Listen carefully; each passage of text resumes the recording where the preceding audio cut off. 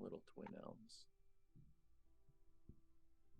Okay, so most recently in our adventure, you all finished looting that abandoned druidic citadel from deep within the Barrens, where you fought and banished and slayed Sarzarinth. Um, and then you cleared any final remaining presence of dark dryads up on top of the citadel after completing finally a long rest, um, who were gathering at the dark planar tear up there. You then sent some magical messages to both Beast King Mordecai and House Leader Elena Morwing, uh, and then wind sailed westward, um, utilizing some fly spells and otherwise wild shape to get up 6,000 feet or so in the air, which allowed you basically an hour of falling time that could get you 20 miles west with the use of those wind sails, heading toward the direction of House Thantawar, the Ashwood elves of Telperian's people. As you neared the boundary over that hour where the Barrens becomes more healthy Emerald forest, you heard elven shouting and commotion down below, so you descended to see what was going on. You found some Selithar rangers from House Thantwar with their captain, Din Verdon, and aided them against some lumberers, supposedly some fey spirits that sort of siphoned tree bark and limbs to themselves for use in defending themselves in this weird berserk state.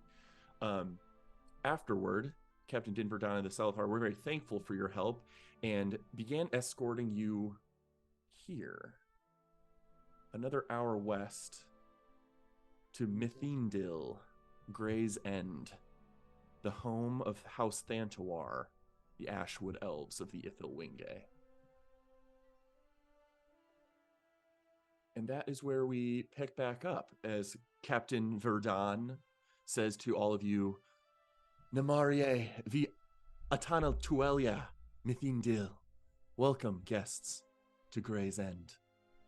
Home settlement to House Thantawar, the Ashwood Elves of the Ithilwinge. Of course, all of you can understand this, except for poor Toby Rama. And then he quickly adapts and says, apologies, our reports did indicate that not all of you are familiar with the Elven tongue. We will try to keep it to common where we can. Severa, Thael, get Queendon to the barracks infirmary. I shall see the prince and his allies to Moorwing Manor, but I'll rendezvous with you after for debriefing and scouting rounds. The three other Selithar individuals sort of run off in a direction, helping one of the individuals who was limping a little bit more, was not fully healed from that encounter. And as they head away a little bit, Captain Verdon continues. I'll throw his image up just because I like it and I'm proud of the customizing I did on it. It continues to escort you toward and through this much smaller elven settlement than you guys are used to, having seen Athenian, the Moonset Grove, the sort of capital of the Mooncrest elves. This place looks much, much smaller, and you're able to see it in your approach. No mythals shrouded its presence in magical illusion, and the buildings seem much more primitive, still beautiful with the woodwork, but less hewn stone and marbles. It actually reminds you much more strikingly of Kilodine, the sort of bridgeways hewn in between all of the various trees that support abodes and small structures for various purposes. But as you all continue, Verdon says, Prince, forgive my intrusion, but what is the nature of your arrival? House Leader Elena warned us you'd be venturing here in the near future, but we've yet to clear anyone today for mirror transport, so I did not expect you so soon. Mirror transport? What's Yes, from Athenian, I imagined you'd be utilizing that? the Oh, mirrors from Mirelight Manor to arrive here, and it almost seems like you were traveling here from further in the east. yes. We were gifted with technology that allows us to glide from far away. We were able to, through some magic, get ourselves high up and glide here from the heart of the Barrens. And we have news to bring Elena, looking for her aid in aiding your cause, honestly. I Elena had mentioned that you all had valuable insight and input about the Barrens, but I did not realize you were venturing there within. I may be interested in having some of my scouts converse with you all at some point later to see what benefit they might glean from the conversation, if that is acceptable.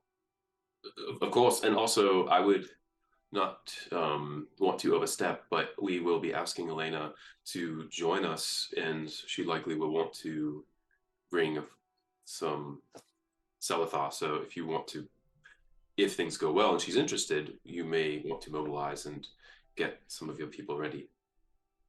Very well, I will consider that. Um, Here, we are coming up upon her abode now, and you all begin to make your way sort of southward. I'll throw up this on the map. Um, Sort of toward the bottom of this map, as you sort begin to move through this settlement space, you see the various populace, still 100% Ithilwinge, Mooncrest elves of the Ashwood elves. Um, Much smaller population here, maybe 300 or so, vastly smaller as the newest settlement established within your culture. Um, Individuals moving about the wooden swing bridges, going about daily business, hauling fresh goods and supplies. Um, some individuals at ground level tending to small vertical vine gardens that hang from various tree limbs and branches that display various fruits on them, with tended patches of soil sort of around the bases of several trees, showcasing arrays of beautiful vegetables and such. Um, a very economical, um, provisionary settlement. They're probably having to be very frugal with the way they provide for themselves, so far from the bulk of your culture. um, as you continue onward, you also notice a very heavy, percentage wise relative to the population, dense presence of Selethar Rangers here. Certainly more conspicuous in the smaller type of settlement. And one building over to the west, over in this direction, uh, has a dozen or so guards flanking its surrounding, and four heavily armed spear knights out in front of its doors. Um, Noticeably, that area sort of more heavily guarded than the rest of the city. But you all continue southward, and begin to approach Elena Morwing's abode. I Go want ahead to and make snag us. Rome. Oh, sorry. Go ahead, Yeah, Tim. yeah, absolutely. No, what you got? Rome, do you remember Elena from my trial, if for lack of a better word? You're both muted. Yes, what about her? Oh, I just thought, I think of all the elves from my people, this is one who might interest you.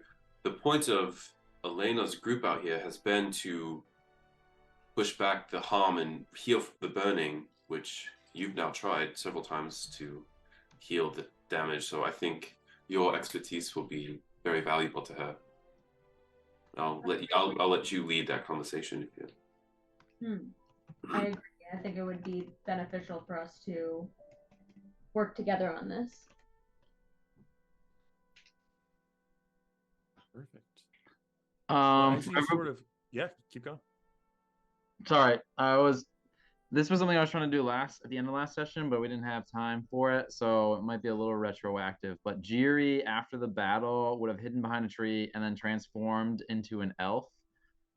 Just one off the top of his head that he remembers seeing last time he was in this elvish territory that we were previously in Telpirion's home, and he just remembers this elf with like slightly darker skin, kind of short, had black hair, always had a comb with him, wearing like green, puffy, kind of like grassy clothing. And so he's been looking like that this entire time to disguise himself. He doesn't want to relive experiences of not being an elf in elvish land, so she's just trying to blend in a little bit better. That is awesome. Give me a second for fun. How could Critter This would possibly have a be- token ready? I must have made these. Oh yeah, I did make these tokens. Okay, so let's delete Jiri, and that's it. No, and let's pull out this I guy. banished him back Who to I'm Jolly. who I apologize. I'm gonna need to shrink him, but Theo! Ooh. that's awesome and that, very Caleb. clever. I'm glad you're doing this. I didn't even think about this. Very cool. Yeah, so Teolethalier, individual Telperian, and some of you may have seen, but Telperian knows well, close friend to his sister, Now, accompanying the prince. knowing that this was so retroactively, I would have seen Jiri doing this, and Jiri, I would start giving you some basic information on Teo. Wait, what's my last name again? Wild Wine? Oh, Ovalier, is it not? Don't remember. It was Wildvine. Oh, Yeah, I thought he's you a meant- oh. nephew. Wine. That's Oh, just goes part of Tay- the oh. of Tail Dagon. Yeah. But if you Wild. get him in trouble, don't get him in trouble. But I'll give you basic facts if you want to get away with the Sherrod. Wait, is it a V or a W though? Do I drink a lot? Do I get a lot of wine? W, you're all covered in vines. Oh, so a V. But wild vines. Oh, okay. Darn. Don't What if I worry. forget? Well, I'll just try not to speak a lot. As long as they don't imprison me, I think we'll be cool. I guess I could also give you some intel into your head if you need it. Jiri, if you wanted, could you transform into a woman? I don't see why not. I've done it on multiple occasions, actually. Would you change your voice? I could. I've been known to play females in plenty of plays. Oh. Yes. I can do my acting range is limitless. I'm a really good tree too. Oh, better than me? Watch me stay really still.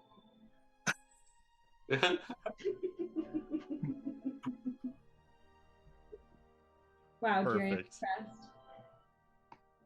Thanks. Well, as you take this elven guise to make yourself more comfortable in hopes that you wouldn't be locked away in a luxurious prison cell bedroom, you all proceed onward to Elena's abode.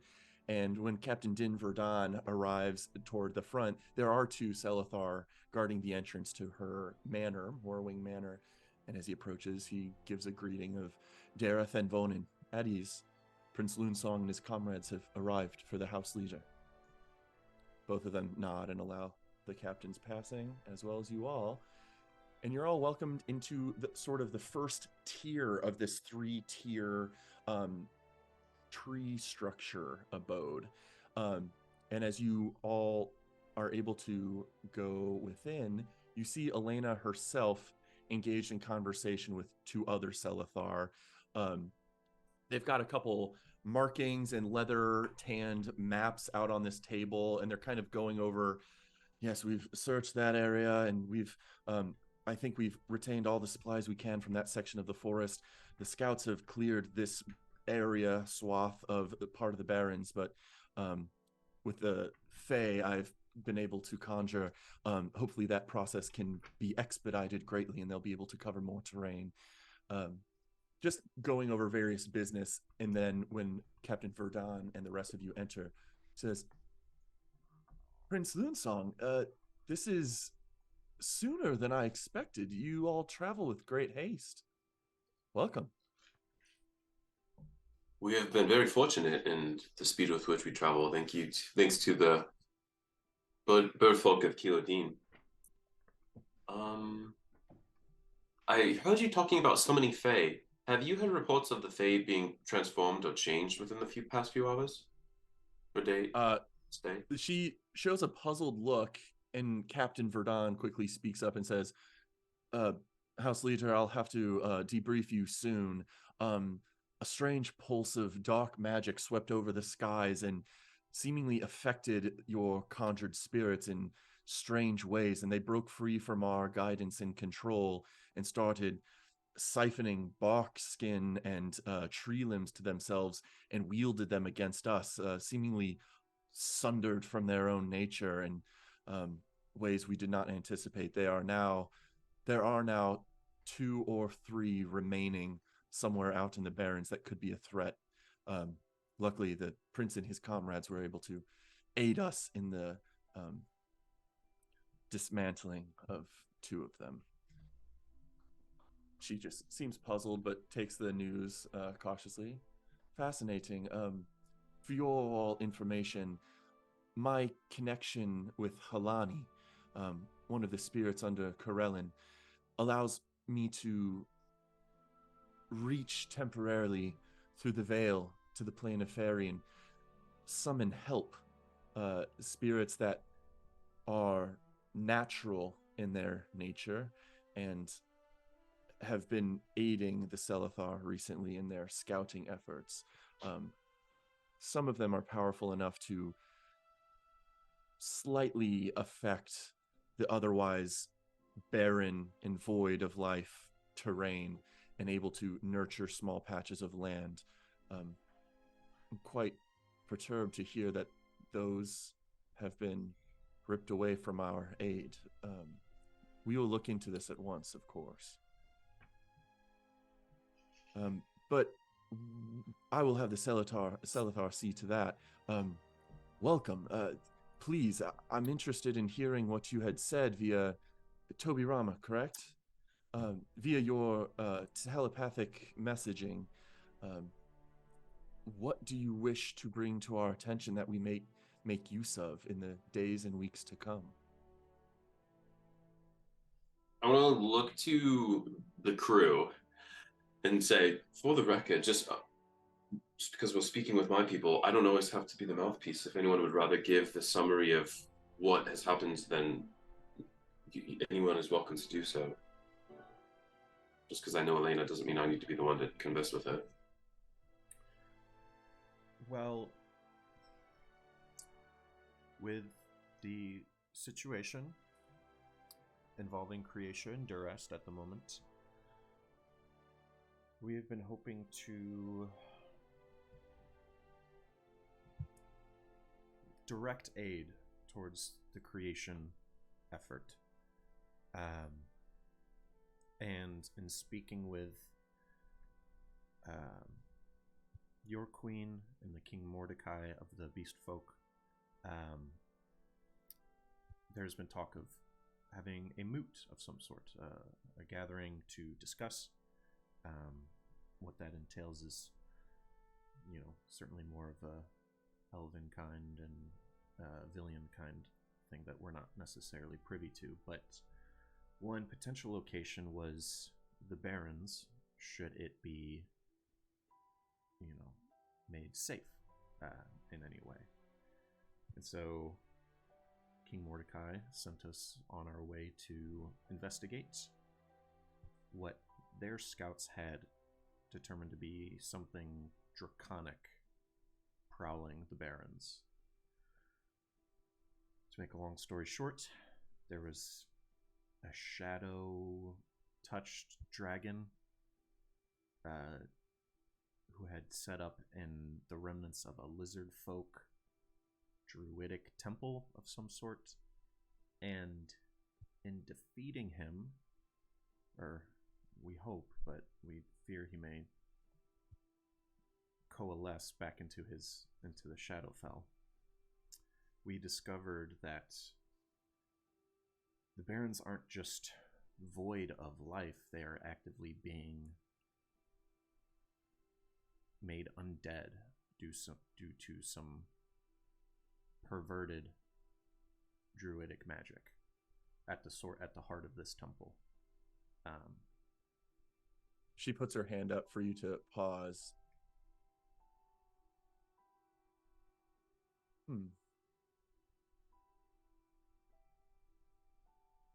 She looks to Rome and says, Mistress Rome, I've heard of your work at the Emerald Gardens in Athenian from the grove tenders there that you have seemingly worked with. You may not know it, but you have inspired something of a resurgence for ambition in the craft within some of those circles. And some skilled agromancers have actually requested to come here since, hoping to lend their aid to these lands. I welcome you, Mytheline, to this settlement and am rather curious about your insight into these matters. I certainly find the words of young Toby Rama and the prince credible, but I'm keenly focused on hearing your assessment. What do you have to say to your recent travels? While in these lands, I spent some time collecting information about the life that once lived there and attempted to speak to the plants whom once inhabited the land. And realized that my magic had no effect on these undead, and I was unable to grow anything in that particular area. So what I'm thinking is that we'll have to harness some force greater than myself and greater than the opposing force of the undead in order to impose life on this land once again. But it'll take more than just me. It'll take all of us together in an effort for life.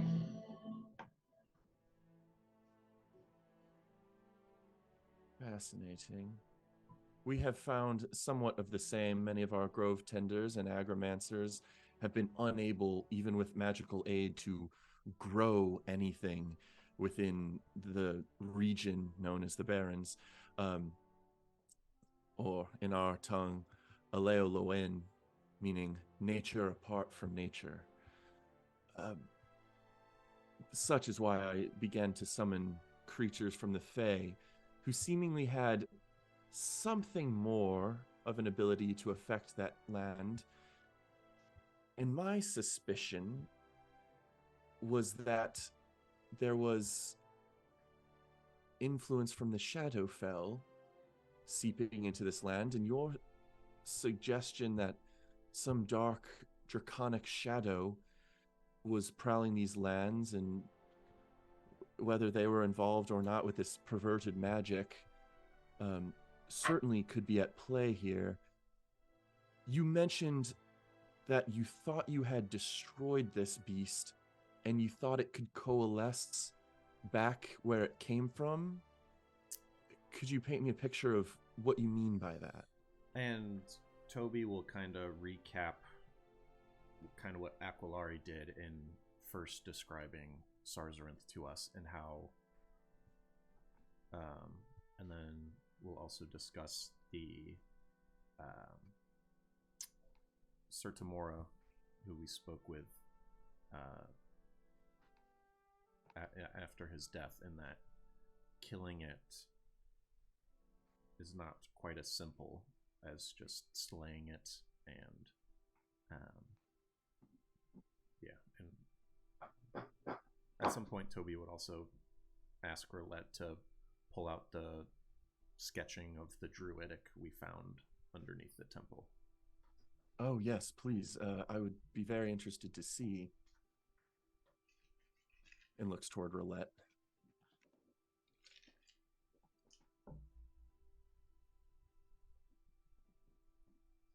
Mike and Steve, I think you guys are muted. Yeah, I don't know. Oh, sorry. We're texting my mom about a medical thing. But did we have a question directed our way? Just looking to Roulette for her notebook and sketches of the ritual and sort of looking for any insightful information Roulette might have to give. I'll turn to the page, like diagramming the full arc of it, and kind of reiterating, not quite sure what we should have done with it, but destroying it seemed like too big of a step to take, and not sure how long it took whoever it was to kind of put it together. So I figured it's weakened right now. Seemed like it was getting better, but something's afflicting it in a negative, shadowy way. So that's kind of what we're hoping you might be able to help with. She takes the notebook and looks at the sketch. This is old druidic. And I'm going to give her a roll.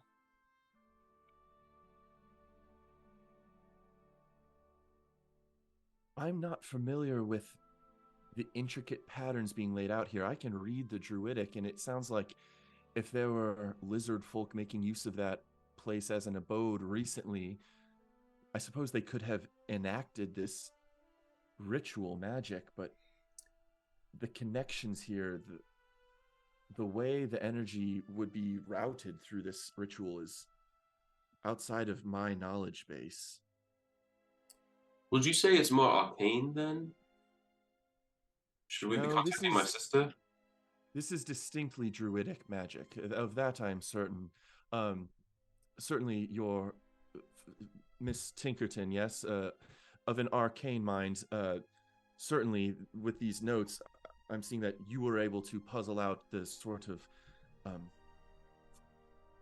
arithmetic, so to speak, of the way the spell was knit together, which is rather impressive, being of a different tier of magic than you study. But no, it is unquestionably druidic magic. And I can understand how this might be seemingly of use to nourish surrounding land, using likely surrounding wildlife of particular size as a beacon to supercharge its effect and send its reach out wider. If it has been sundered and is now perverted in its intent, And it seems... I suppose I wouldn't think this could make landscapes undead. That surprises me. It seems... No, yeah.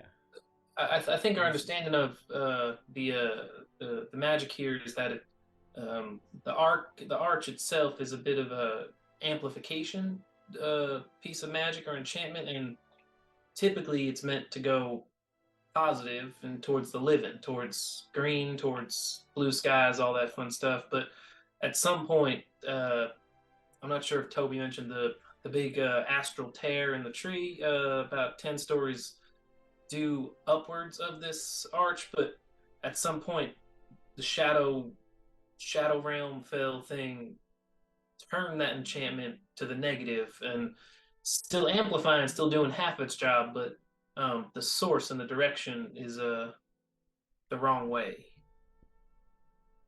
I definitely understand that, but and perhaps this is magic older than my ability to guess at, but my suspicion would be that if, as you suggest, which I agree with, that it would turn the equation on its head, then it would be siphoning life into itself from the rest of the forest, strangling it and ridding it of all of its nutrients.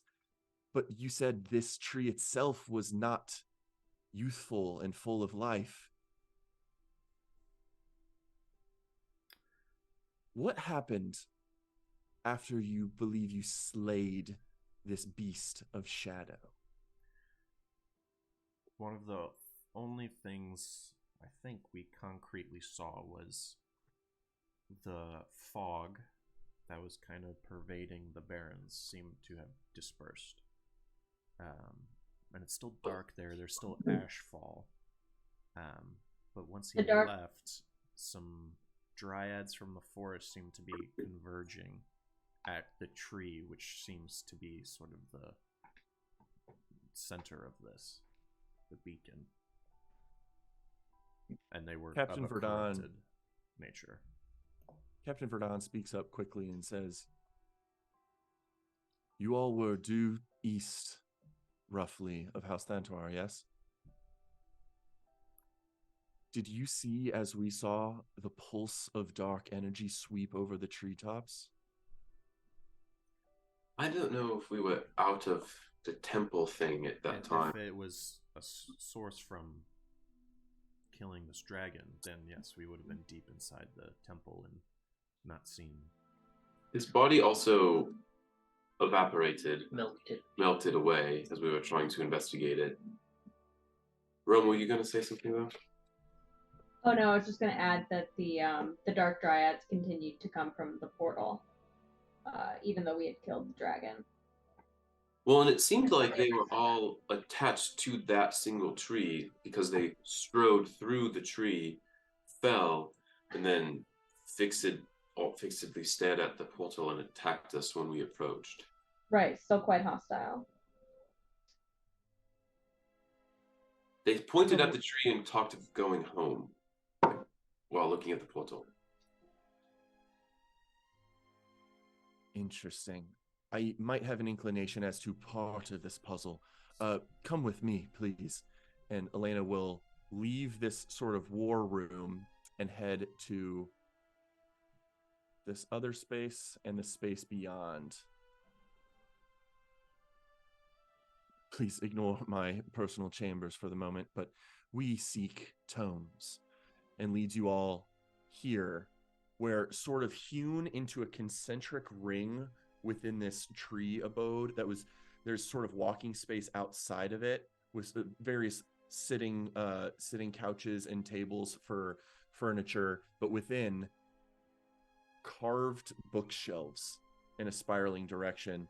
And she goes in there and grasps from the center table what looks at first like a simple wooden staff, and she pulls it up, and it seems rotted and burned at the base, but thriving toward the edge of it, where a sort of small tree kind of sprouts from it. She grabs it and holds it aloft, and I will give her another check. Yes, fireball. That's really good. Flecks of gold and silver ethereal dust start to emanate and shed from the small tree staff's branches, and they divert her attention in a direction. And she goes over in that location and pulls a tome and opens it, flips through a few pages, and says, "There have been studies completed.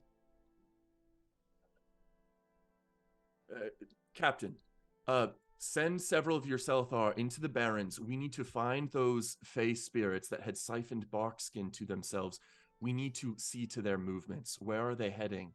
Aimlessly or quickly in a direction? Hopefully they'll be slower than these dryads have been, and perhaps don't have the ability to tree travel."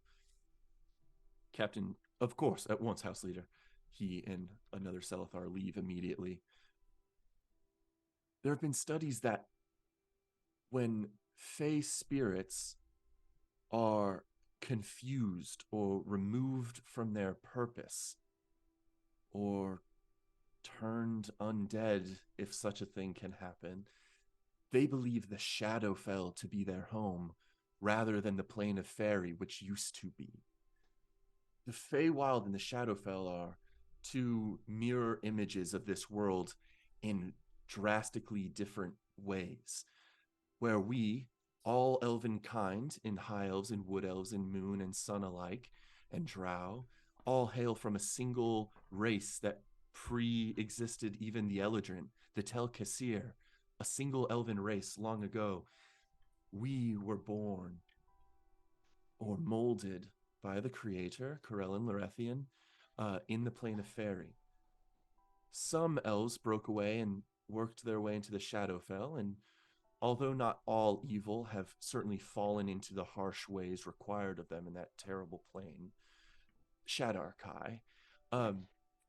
Similarly, by separating from our people, they warped their own minds and thought the Shadowfell would be their new home.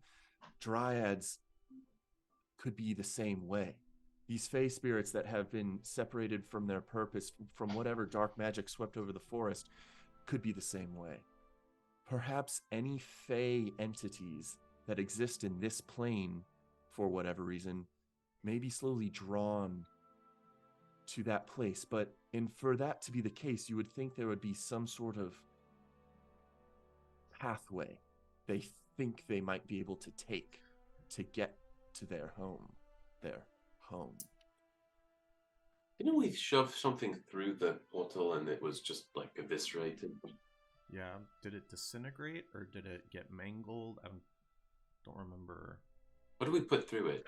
Did we tell Elena about the portal? Yeah. We did. I don't Yeah, think we- it's been brought up yet. I briefly mentioned it because I thought Toby said it. Oh, so Elena, by the way, if you're looking for a path to get to what we think is the Shadowfell, there's a big old gash in that big tree we were talking about, and it's emanating all sorts of nasty magic energy, and all of those blighted trees and dryads we were talking about were kind of just standing, pointing at it. Yeah, they weren't trying to after go we killed through the dragon. it. They were just staring at it. Well, I don't recall what we put into it, but I think I tried to I think telekinesis. you levitated like a javelin at it. Yeah, a javelin. Well, and if, it was if we remember what Aquilari. what Aquilari said, that the gash was bigger and it started closing, I think. So I'm guessing that portal was probably bigger at one point, and that might be why they're trying to get through there. I think what we would Do you know how to close an interplanar portal? But wait, what we were told was that the gash was formed in the tree, and the tree started healing itself. But we Yes, think that the Shadow Devil messed up the druidic runes, and which that was stopped the tree from healing, which stopped the portal from closing. as if the initial burning was enough death that this kind of tear opened, whether it was when the dragon came through or whatnot, but the enchantment below was working to heal it. It was broken, and it is now stagnated.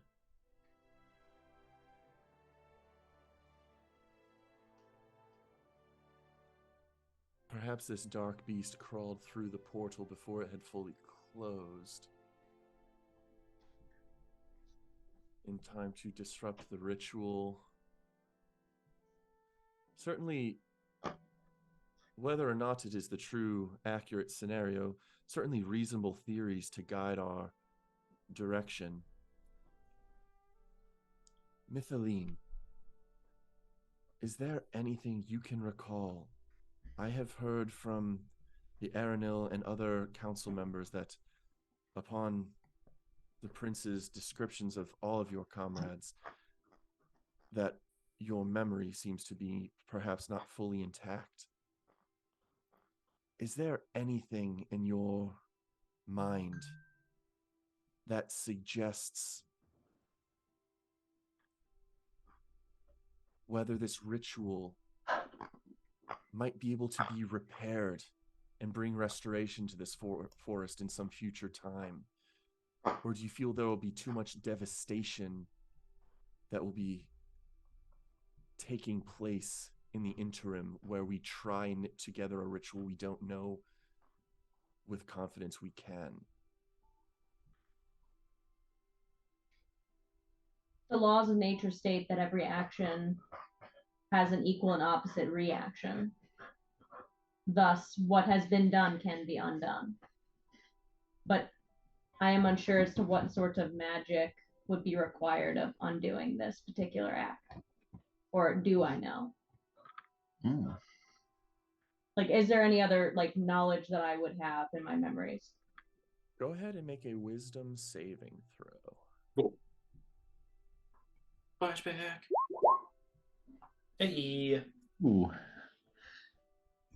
You think into your mind, and it immediately, not overwhelmingly, actually comfortingly, expands rapidly in that infinite fractal pattern of nature. And you search its various pathways and neurological routes for information.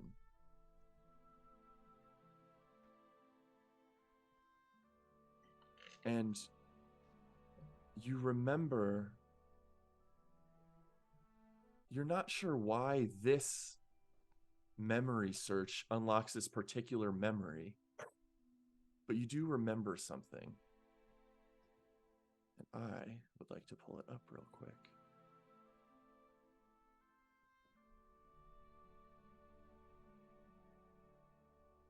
Your memory flashes back to your most recent memory from your past life. Looking at your mostly destroyed body with Odeon, your Avarial caretaker and attendant, at your side, chanting druidic magic into a strange, recently hewn vase of metal as your consciousness drifted into it. But now a small piece of memory previously unavailable to you is recalled as you look up onto the horizon. You see a collection of people about 100 or so feet away. Very dark-skinned elven individuals with bright white, bleach blonde, and silver hair. And standing next to them is another individual,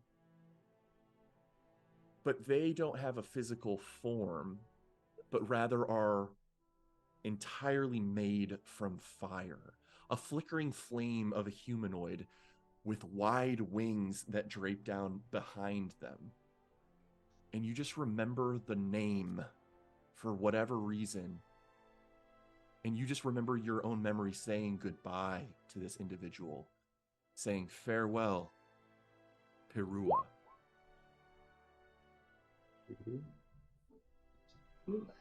And you just instinctively recall in this moment why it's that memory's connected to this memory search is you're unaware of, but you distinctly remember that your sister, Mythaline, the fire Mythaline, Pirua, a being of healing and restoration of life, was at near your side in your final moments in your previous life.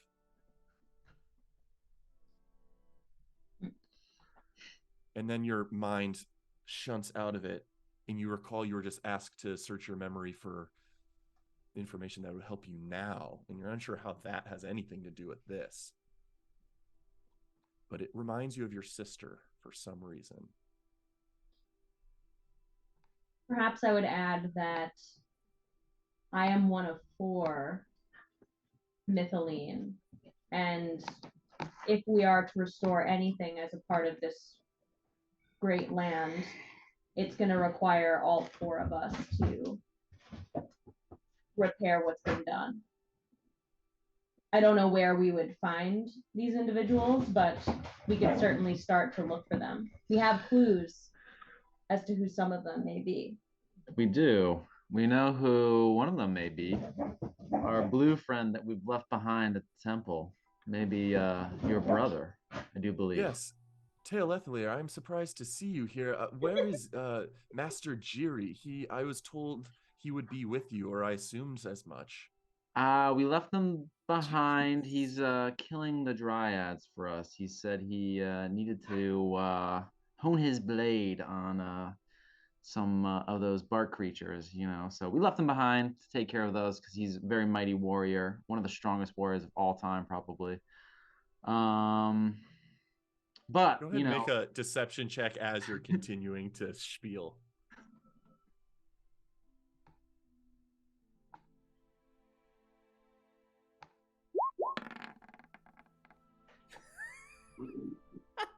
I'm gonna give her a roll. She's got a +5 modifier. Jesus. Holy.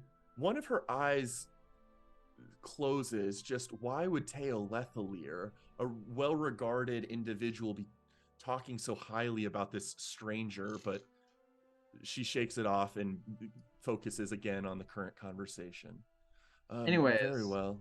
Our blue friend believes he is the sibling of Rome here, so 1 checked off, 2 more to go. And if I remember correctly, I think I forget who told us back in Coratal or Philodine stories of a Mythaline down on the southern coast or something. Wasn't it? Am I misremembering? Was that just that was Ja- Telperian's That was predecessor. particularly, I think, Chiron Allspring was granting some information of a being known as Drakkar, or the Sky Terror in Orcish, traveling alongside giants that left their homeland and went southward to the south coast Never mind. long ago. But yeah, no, that's exactly what you're saying. So that's very much in line with what you're saying. But she also raises an eyebrow. Are you suggesting that your comrade, this Jiri, is Mythaline? Or more specifically, one of his siblings. The name is carries through. His brother has been referred to as Jadrakar, and this person Chiron Allspring spoke of was Drakkar. Fascinating. Well, I would not take Chiron's word lightly. I had heard that you had had a chance to speak with him briefly before he transitioned. It was a fortunate meeting for us. I would say that this connection specifically is one we have not investigated yet. So, of all of our speculations, this is the one that is most speculative. Yes, and I am curious why memory came to you, Mythaline, of your sister of fire in this particular time. How might you describe or differentiate your siblings to the degree you can recall from each other? What characteristics or ambitions or drives do each of you prioritize? My realm is of the living and of the life that inhabits places in space and time. My sister is of the fire realm. There's another of us who is boundless in the form of storm. And there's a last of deluge, floods and ruins. And he's of a darker corner of our tetrad. Oh, that's right. I'm also recalling in my memory palace, the deluge sided with the dark god in the time of the sundering. And then, I don't know why Kieran mentioned this, but when he mentioned the being of fire, he connected them with uncertainty and regret. Whereas you, the one of earth, sided with mortals. Is that ringing any bells? That is correct. I wonder what guidance memory of your sister may give us now. Fire is such a commonly regarded symbolism of destruction. But you suggest your brother of Deluge was perhaps more of the destroyer. Was your sister bound to the purpose of life as you are? Perhaps you with terrain and place, and her with something otherwise? All I remember of her is of fire, but perhaps she stoked the fire of life and was the ignition to all living beings. But it's been some time. I don't remember her fully. Symbolism So is perhaps also... she is what we need if we need that spark to ignite the living that once were here. Perhaps. I also cannot help but tie this to the fact that the barrens are what is left over from the burning. Having the fire Mythaline there, nourishment after a forest fire, it could be meaningful in ways I could not anticipate. Well, Rome, what was your... Is it sister? Is that the proper term? What was she like in her nature? Because I see you and I see how you are integrated with your surroundings, being of life. the spirit of fire, you don't think of something kind and helpful. But do you remember her more specifically? I'll give you, Rome, a small bit of insight that you do remember based off this previous memory. Your sister Pirua, an essence of being of pure flame, doesn't often take a form innately, but rather binds to a form, fusing with an individual to become a beacon to that populace. That just might be something for memory, depending on how you want to interpret that. But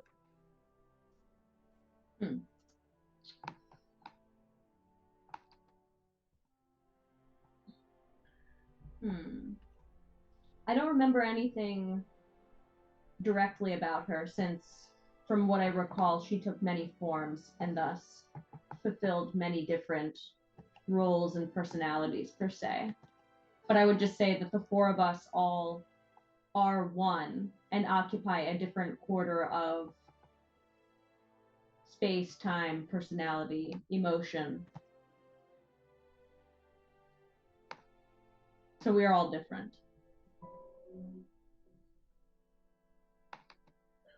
Were you ever all one? Were you ever one together? You make it sound as if you're parts of something. What do I remember, Chris?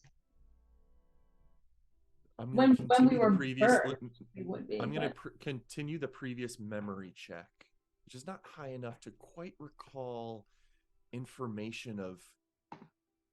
You've been getting glimpses of your own being, but if you were once something other than your own being, you definitely can't recall that. You're not sure whether or not that's at all the case. What did that... Remember when we were in the Feywild and we saw that image? I don't remember, was it on a tapestry or the wall? Wasn't it of the four of you in, like, Corellin? Do you predate elves? I remember the mythos we used were inspired by your power, I think. I am birthed of Corell. I am a part of him, Corellin. And I'm one of his creations.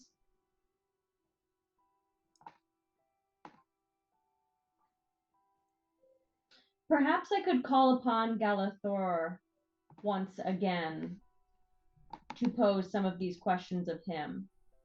Since my memory has come back now, we could perhaps ask that great one some of these more pertinent questions. I take out the dew of Galathor and like pour it into my hands, cup it into my hands. Do with it. It remains in your hands, almost like mercury, holding it to itself and therefore not leaking through your fingers. It just remains in your grasp.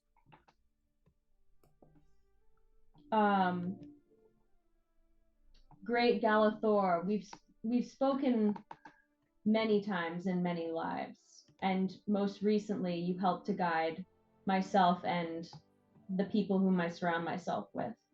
I call on you for questions about my past and my future, and ask if any of the Mytholine are present in my immediate surrounding, and if they take form on this particular plane. Okay. With this, the commune spell being triggered, you all see Rome beckoning into her hands of this dew. And as it glows brightly gold, so too do Rome's eyes. And she almost seems to lose sense of her immediate surroundings. Just standing there, this beacon of light pouring from her eyes and her hands. Rome, your consciousness immediately snaps to the cool breeze flowing over your branches and skin atop Galathor, the El tree where you once had stood and conversed with it directly before leaving that plane. You sense its presence, listening and preparing to respond. What is your first official question you would like to ask of Galathor?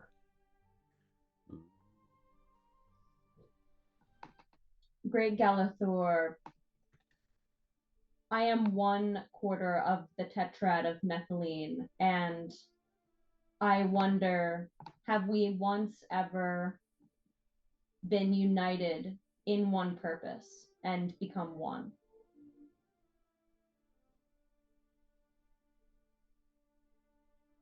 Your vision, your memory, whatever this strange lucid state is that Galathor somehow has an effect on in guiding, zooms back. Your recent memory from the conversation a mere minute ago reminds you of the tapestry you found in the Feywild at Karamethrin Dean, depicting various iconography of deities and other beings, as well as the four Mythiline guiding various populaces, sort of acting as shepherds for those people.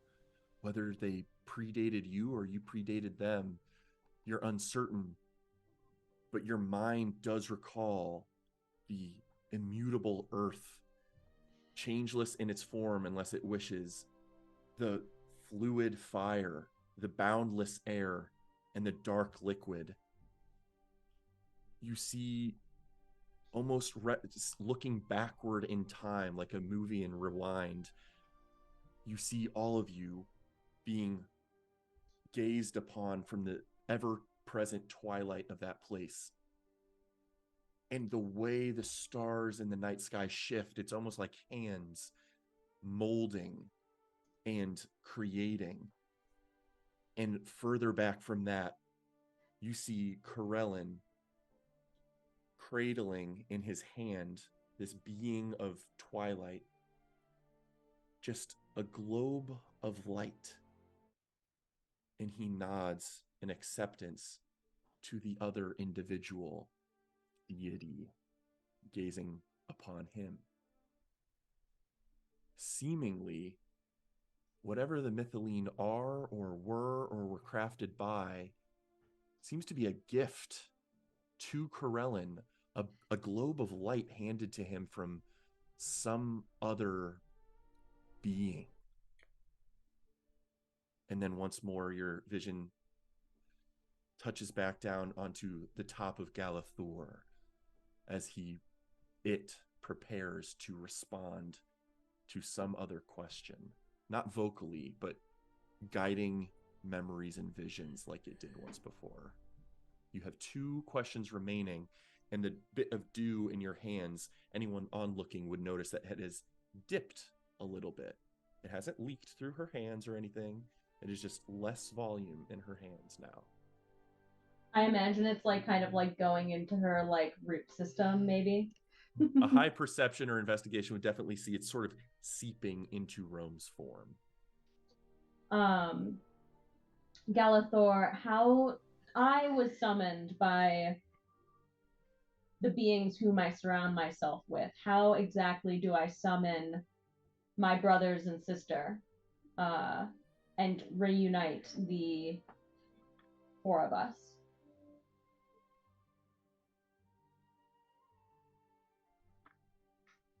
Okay.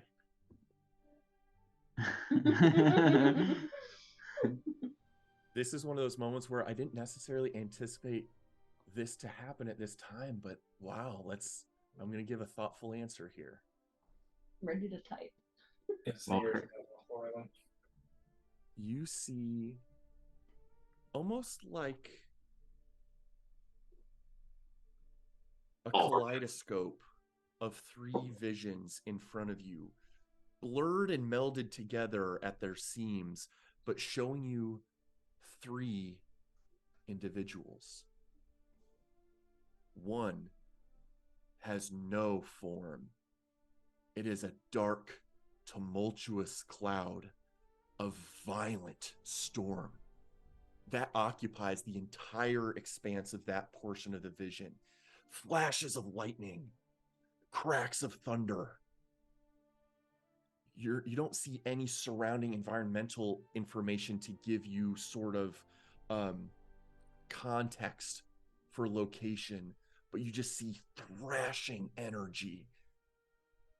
And you do see motion there within.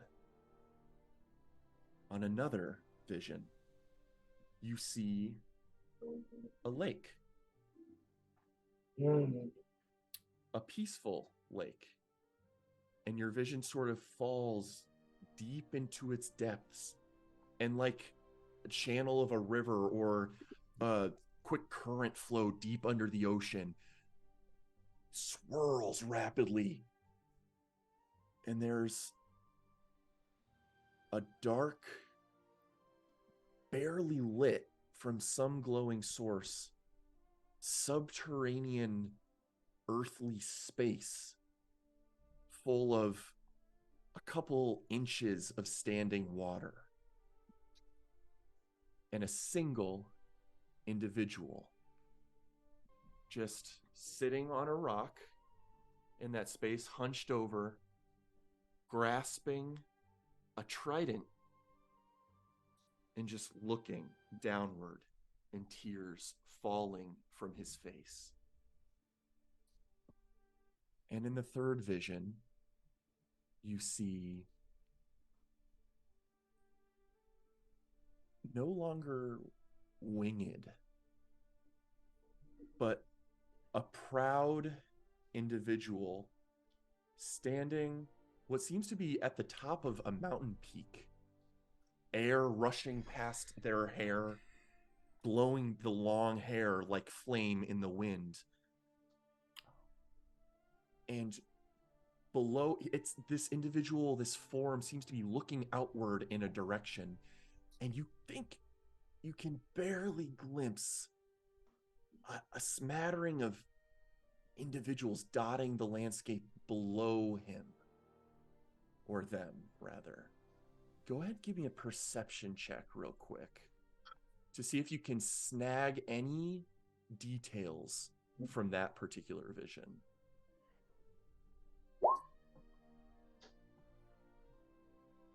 They're too far and too low down to get a bead on those individuals, but seemingly, perhaps unsurprisingly, as always, if that is Perua in a different form than the last memory you recall of them, once more they shepherd a populace or stand as a champion of. And then your vision returns to the treetop of Galathor, having been just granted vision of all three of your siblings, wherever they hail from. Not sure if they're on this plane or otherwise, but you got a glimpse into their existence in this time.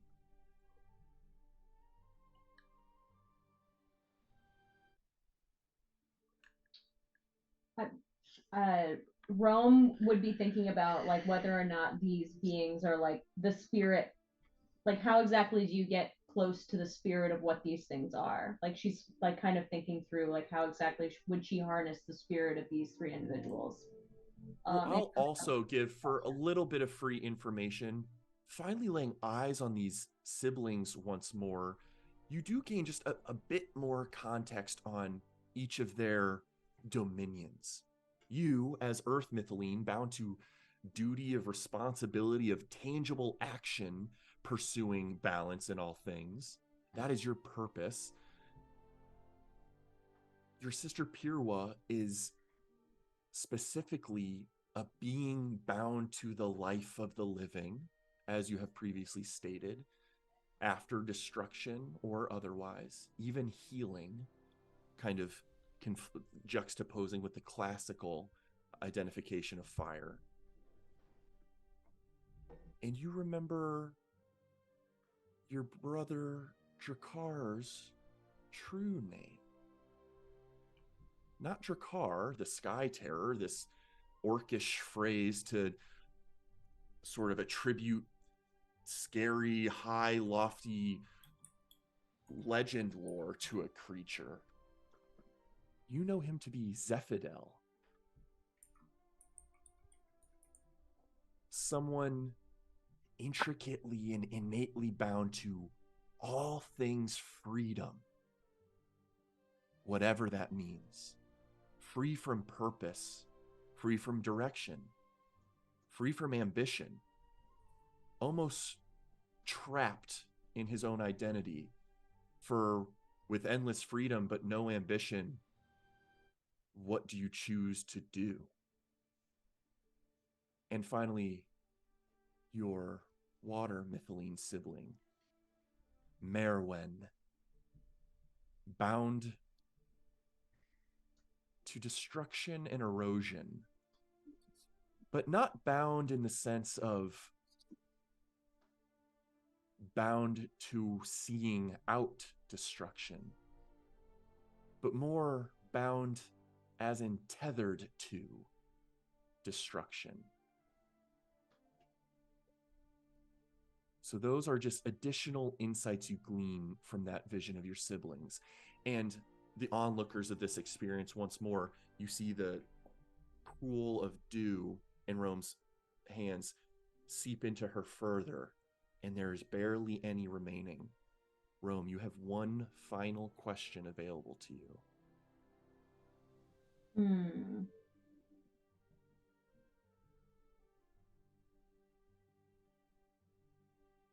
Are there any other mythiline, such as Perua or Zephidel or Merwen, currently active and summoned currently on this plane?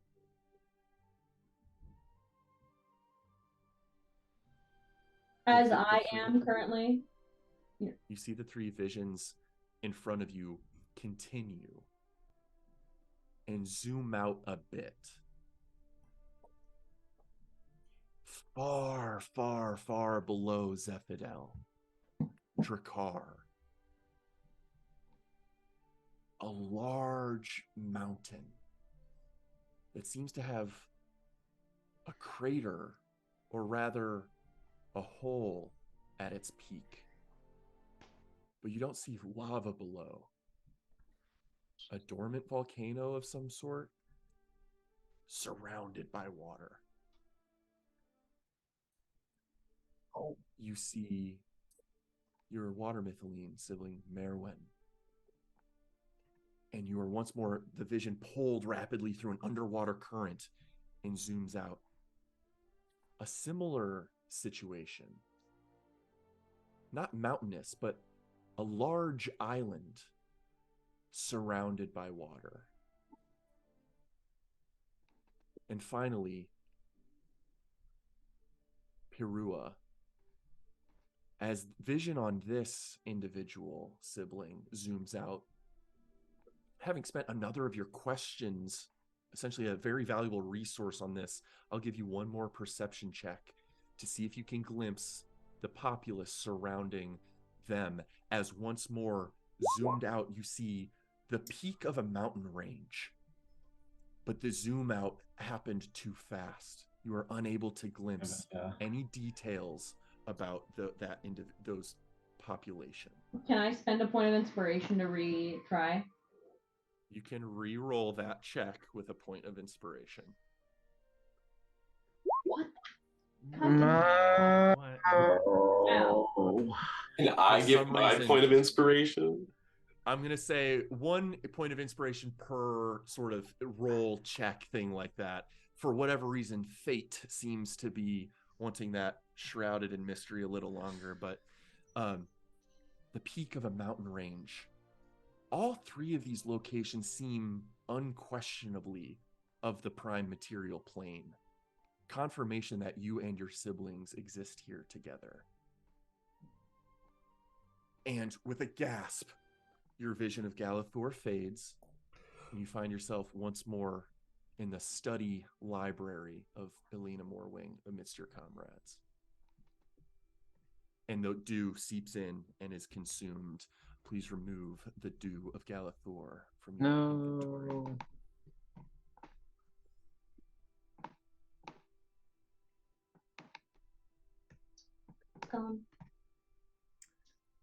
Welcome back, Ron.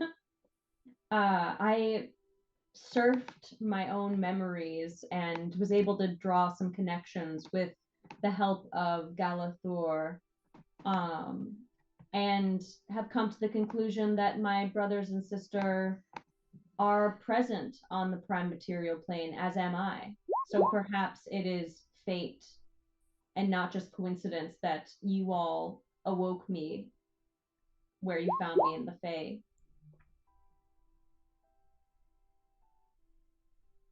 I finally spelled one right. Do you think they've been awake this whole time while you've been asleep? It is unclear to me, but it seems as though they've been here for some period of time. Time is different for us. Do we think they would actively help us, either in our quest to heal the Barons or our quest overall to seek balance by preventing Durast from assimilating the rest of the continent? Absolutely, it is our purpose.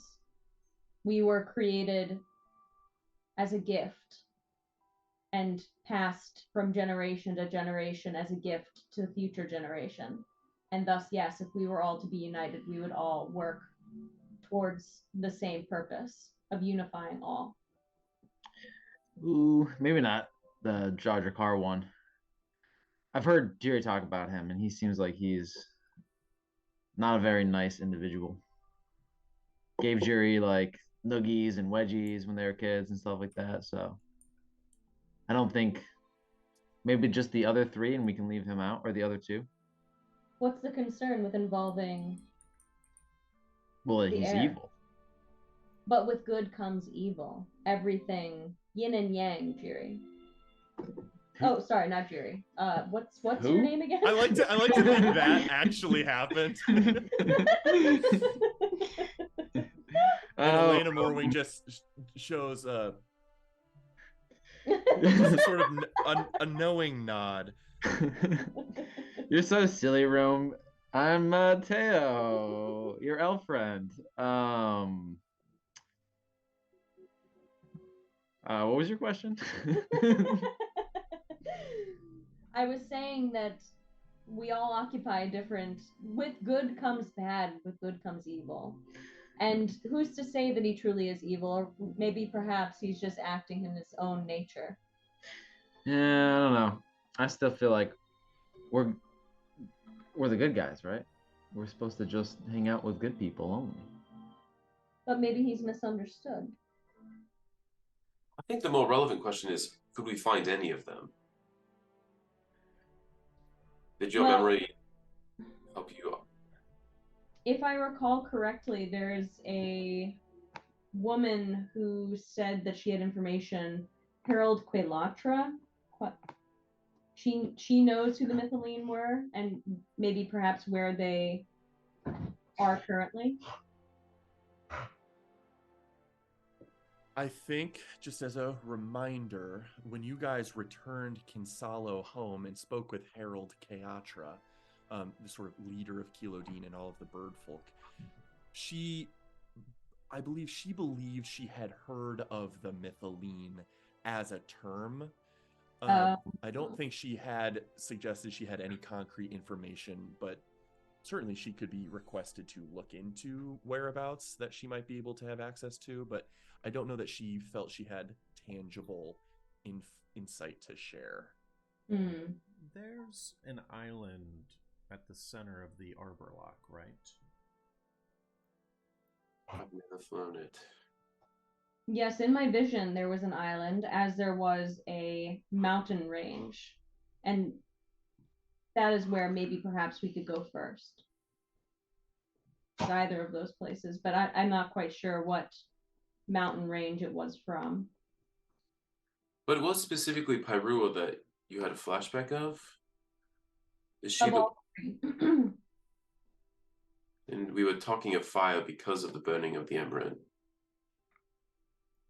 So either we debate whether she would be helpful in closing that rift and healing the forest. I mean, we've gone this far in thinking of the Mythiline as the solution. Are we settled on that? Because I No. mean, last we spoke to the king about this moot, they were hoping a week or two to get this thing cleared up. So The only uh, other I'm all option for I'm all for is searching for methylene, but I don't know what else we can do in the short term. there was discussion of just breaking the magic and breaking those amplification uh, at the top of the serpent heads. Foci. Yeah. And just not letting it would mean that we couldn't revert the magic back to positive, but if the Barrens is finally allowed to actually wither and die, that would allow for life to return, I would think, in some aspect. So A very still astute point, an young option. Toby Rama, and I would request of you, Rome, Mythaline, to guide our hand in that very supposition. Whether your presence, all of you, is to return into the Barrens eastward with us, or if you have other things pulling you elsewhere, whether or not your sister may be of value to the restoration of the Barrens at large, I ask of you, based on your judgment, should our rangers and grove tenders and agromancers and myself, do you feel we should destroy this ritual to, so to speak, stop the bleeding, for who knows how long it may take to possibly repair it to the way it was? Or do you think it is worth it to suffer unknown years of knitting back together that ritual to restore the forest in some other way? I ask that you make this decision and guide our pending motion in that landscape. I heed the advice of my companion Toby Rama. He is correct in that with death comes life, just as with life comes death. And perhaps if we were to instigate the destruction of this area and allowed for this curse to be dispelled from this land, then the first pieces of life that would come would be our decomposers. And with that particular type of life will sprout the more productive life, such as animals and plants and other things that complete the ecosystem. Very well. I admit this is fairly different from our original intent and ambition when we formed the Ashwood Elves, and yet something has put you into our path, and I do not claim to have a better understanding of this natural world than yourself. I will inform my grove tenders of your words and make sure we move forward according to your guidance.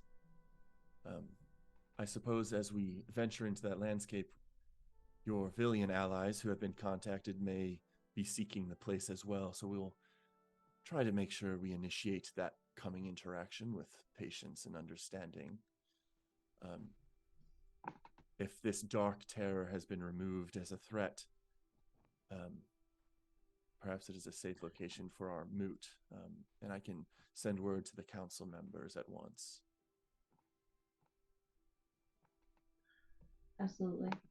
I still think it is worth trying to understand this ritual, because in the same way of trying to study it in order to revert it, you could study it and try to replicate it in the future. Certainly. Young Miss Tinkerton's notes will be helpful in that regard.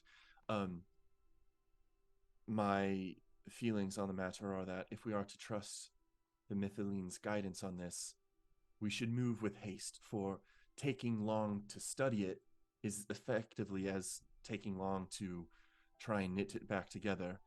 if we are to make a choice, we must make that choice quickly. Stop the bleeding as soon as we can. Otherwise, we will certainly study the notes and have those more powerful than me, perhaps even the Erenil herself, look into these runes, see if there's anything that can be understood further about their nature. But very well, I will have to send for... There's a knock outside the door, and Captain Din Verdun comes in quickly. House leader, Prince and comrades, please come outside with me. I've had the Selethar updated that they need to find the lumberers. Some others have just returned with a different report that I think you all should be there for. Please come with me. Dude, just muted. Shit, Crit, I muted you. God damn it. I meant to mute me. And with that, Elena picks up her staff, says, very well, you all are free to accompany me. Let us move. And that's a great place for a bio break, as we see what that fuss is about. For a second, I thought it was going to be at the top of the mountain. Pyrua was going to be Owlithir, but then I was like, wait, no, not. She wasn't in a fire form, but but I still have a feeling we have suspects of who she's shepherding. I'm in agony. With that in mind, point of inspiration to Rome for some awesome RP interaction stuff, as well as reparations for spending a point of inspiration and an important item for in suffering with that perception check. But yeah, definitely point of inspiration there. Woo! Nice job, Rome. Thank you. Our Mythiline. Good job, Chris. Oh, yeah. Oh my god, the amount of encyclopedia that you just I know, like, wow. unveiled. So impressive.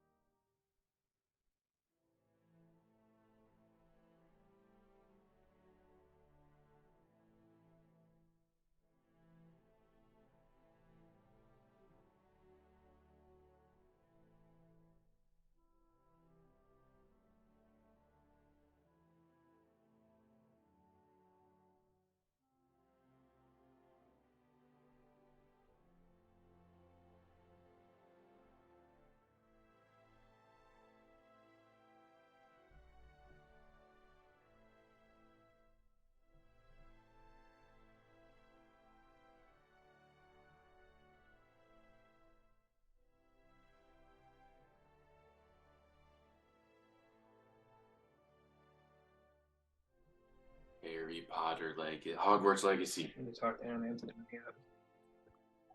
I'll get it at some point. I have not gotten it yet, but Hands I very down, much want to. one of the top 5 games. Just from mechanics, vibe, it's so good. Wow, that's Really? really high praise. Which game is this? Hogwarts game. Oh shit! Do you really like it? Yeah, it's amazing. It's out of this world. Really? Flying on your broom, just seamless. So cool. I love the fight mechanics. The puzzles are amazing. The environment, amazing. The lore, really nice. Okay. Hey, maybe we should get it. We got break coming up. I just wish break was when you're flying.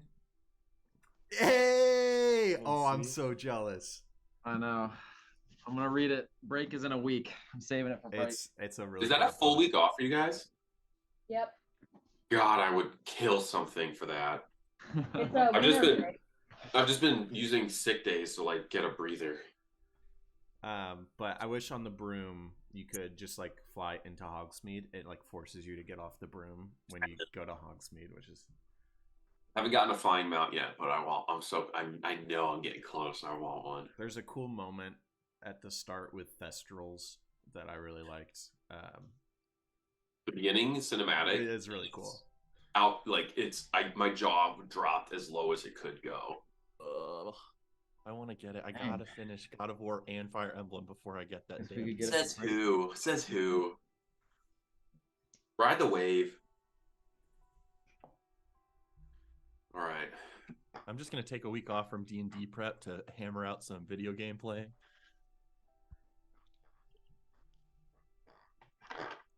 You ever just want to take a week off for a week off? I want to. You've been working I know. so hard on this. I've asked for it before when I've needed it, pretty rarely, but yeah, I'll keep that in mind. I don't really ever need it, is the thing. I really love it, so. But cool. Go outside. Well, as Oh yeah, we- MK. The book came with a little pin. You see it? There's a pin? Yeah. Who is that of? Is that Vin? Pin, yeah. Aw. And Is Tress of the Emerald Sea, is that the last Mistborn Series 2 book? Or... No, it's just a standalone book. He Oh, gotcha. during Emeralds. COVID he I was trying to stop it. surprise wrote 4 books and is releasing them throughout this year, and they're just kind of standalone things. Oh, gotcha. Great. What's tabletop? Great. Please try to share the after this. Share the Avatar RPG thing with if you have the PDF. Oh, yeah. I'll I look into really that. want to I read don't- it. I don't know for sure that I do, but also it's like 3 books, so I'll figure out what PDFs I have. No sweat. But it is really pretty. You could choose when you backed the Kickstarter whether you wanted the front or back to be Aang or Korra, but my front is Aang and my back is Korra.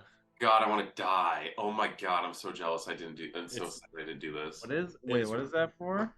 This is Oh my God, the, tell him it's the next big thing.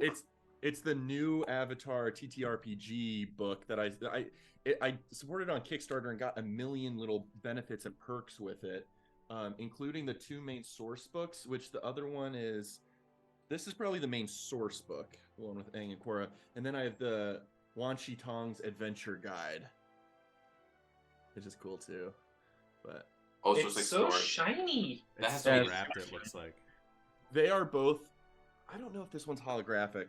Get The out Aang and here. Korra ones is hyper holographic on the covers. It's so sick. Dude, I want to play waterbender so bad. Or air. I would do air if everyone else was doing water. I think I would do fire. Earth. You do earth. What would you guys do? I would need to be a specialized, so maybe I would technically be an earthbender, but maybe a metal bender. That's awesome. Also, the swamp benders were always cool. Look at this. The sand benders, It's such a hard decision. because I would never go plain. I would make because yeah, I think I would go metal bender or sand bender. I've had phases in my life where every single element was my number one. It's so fucking hard. I love Water that. and air Earthbenders used to be just my ruin favorite. The society. If people are just popping rocks up everywhere, it just ruins. Yeah, but they could also theoretically fix it back Yeah. down, you would think. But Tim, what's the hard choice between? All of them, all four of them. Yeah. Yes. Correct. Yeah. Oh, I throw earth and metal. I would be the Earth- Avatar. I throw earth and fire in the trash so fast. It's just air and That- water. And I'm just like, which one of these precious babies? I'm already playing like an airbender, so Dude, I'll go Earth, water. Earth is so easy to dismiss, I feel like, but it's so fucking cool. God, I would love Earth. Alex, did you get I into would the love to series? be Earth. No, I never really watched this show. God, break is coming Oh, up and you can watch it. It's the best thing ever. It's so Is Yeah, good. this we like can the rewatch new, it. the new show, or like the show like when it was like when we were kids? Like From our it's definitely when we were in high 2007 school. to 2010 or whenever. Yeah. God, glorious show. Yeah, I've definitely seen like clips here and there, but I don't really know like what the show. I get the general premise, but It's it's so a cool show. nuanced. Which element would you Character choose? development is Knowing the nothing. best of any show. I guess Earth. Sweet. I'll go water since not everyone's clamoring for that one. Oh, no one wanted air either. When Aang earthbends all Probably the go air. crystals onto an armor for himself, Earth is so dope. God, I agree. it's so sick. Earth is dope. But I would be fire purely for the Zuko Ozai flight. Honor. Or I would do Azul as like fire skating and Ozai's flight. Like, damn, fire's dope too. Ugh. Get healing when you're a waterbender.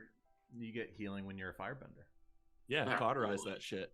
Well, there's also like the fire healers who heal Korra at one point. That's a spiritual yeah. healing.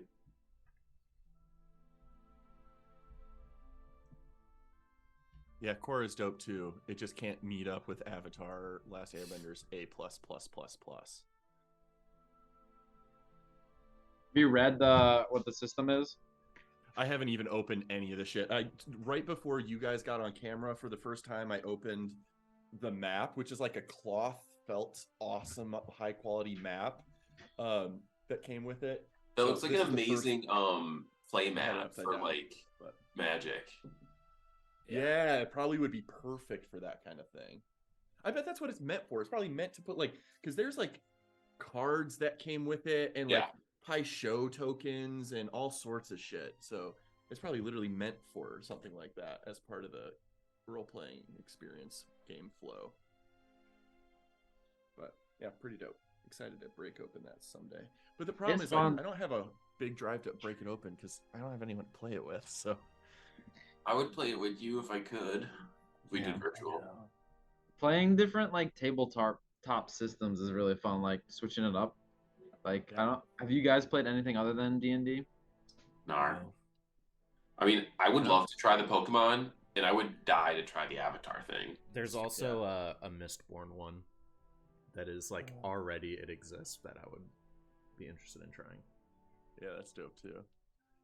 I'm definitely open to that kind of stuff. And if anyone wants to, like, I don't know that I would lead the charge on Avatar right now while I'm prepping Aerodon, but if anyone else wants to run the charge on, like, hey guys, I've got prep stuff for this system. Do you guys want to take a week or two break from Aerodon? We could do that. That's totally cool. So let me know if any of you want to do something like that. I'm definitely down to, like, pause Aerodon for, like, trying other shit too. But I definitely have long-term Aerodon stuff ready to go pretty much. So but yeah, but with that we can dive back in. Let's change up the, I don't remember quite the vibe of this. Yeah, this is good. Elena Morwing and Captain Din Verdon lead you guys out of Morwing Manor. Calling it a manor is maybe amusing at the fact that it's 3 connected tree huts. But they escort you out past the city square and toward out of the city a couple hundred yards northward, where an arrangement of 6 Selethar Rangers stand, and you notice they are surrounding fully 2 individuals. At a quick glance, they seem to be wood elves. One, a young male child, elven age gets strange, but for the sort of pubescent period of elvenhood still happens at the same time as humanity, so they're probably in their early teens, so an escape of an elven life, extremely young.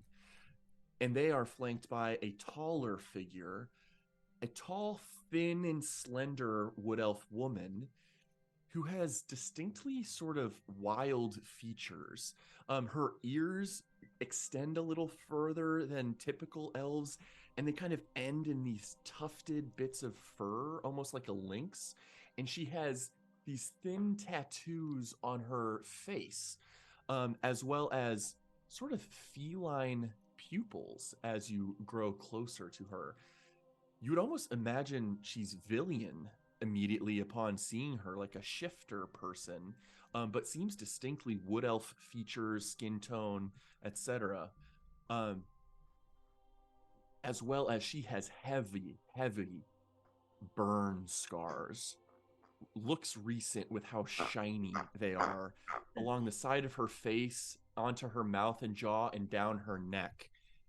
And she just is kind of cradling the younger boy, and the boy is crying and looking up at these Selethar Rangers who have seemingly lowered their bows, but are certainly standing in very defensive postures against two oncomers to this Ithilwinge settlement. Captain Din Verdon and Elena rush up pretty quickly. Rangers, what is going on here? Can you give the report to House Leader Elena? Yes, of course. House Leader, these two say they've been, well, the woman unfortunately seems to have been robbed of her voice in some recent trauma, but the boy says they've been traveling for days, and have just arrived here. They've been looking for suitable shelter from wherever they came from. He says they came from Aenalad. Sees the other non-elven individuals around you guys and kind of represents Eldervale is the name of that. From somewhere in the northwest, I imagine. We're having a bit of a hard time getting useful information out of them. The boy's rather rattled. Understood. Rangers. Elena kind of grips her staff rather firmly, and it just sort of pulses in a small little subtle light. Rangers, you may leave us. I will keep Captain Verdon here with us, as well as the prince and his guests. Very well. The six of them leave, and Elena turns to Captain Verdon briefly and says, Verdon, prepare the Rangers for additional reinforcements and attendance if required. But I'm going to ask the Prince to weigh in on this. Prince Telperion. Once more, the arrival of your group seems rather strangely timed.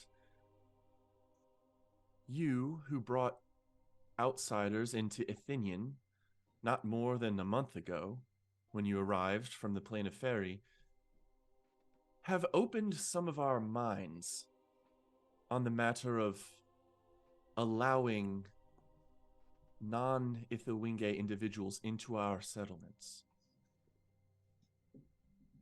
Furthermore, as such a new established settlement, Mithindil has not had time to enact proper mythal magics to shroud it in illusion. So there's no secrets here we would be divulging. What would you, of the royal household of our people, suggest we do with these two individuals? Well, my first instinct was to see if they've been fed and watered and rested. They are elven. They are not as alien as all that. And then I'd see what aid they seek and what information they bring. We'd learn from them. And if they're rattled, we should calm them, give them some security. It wouldn't cost And much. would you welcome them into Gray's End and put them up in one of our guest residences? I would offer that. They've done no harm. And I'm curious if they were escorted here willingly or not.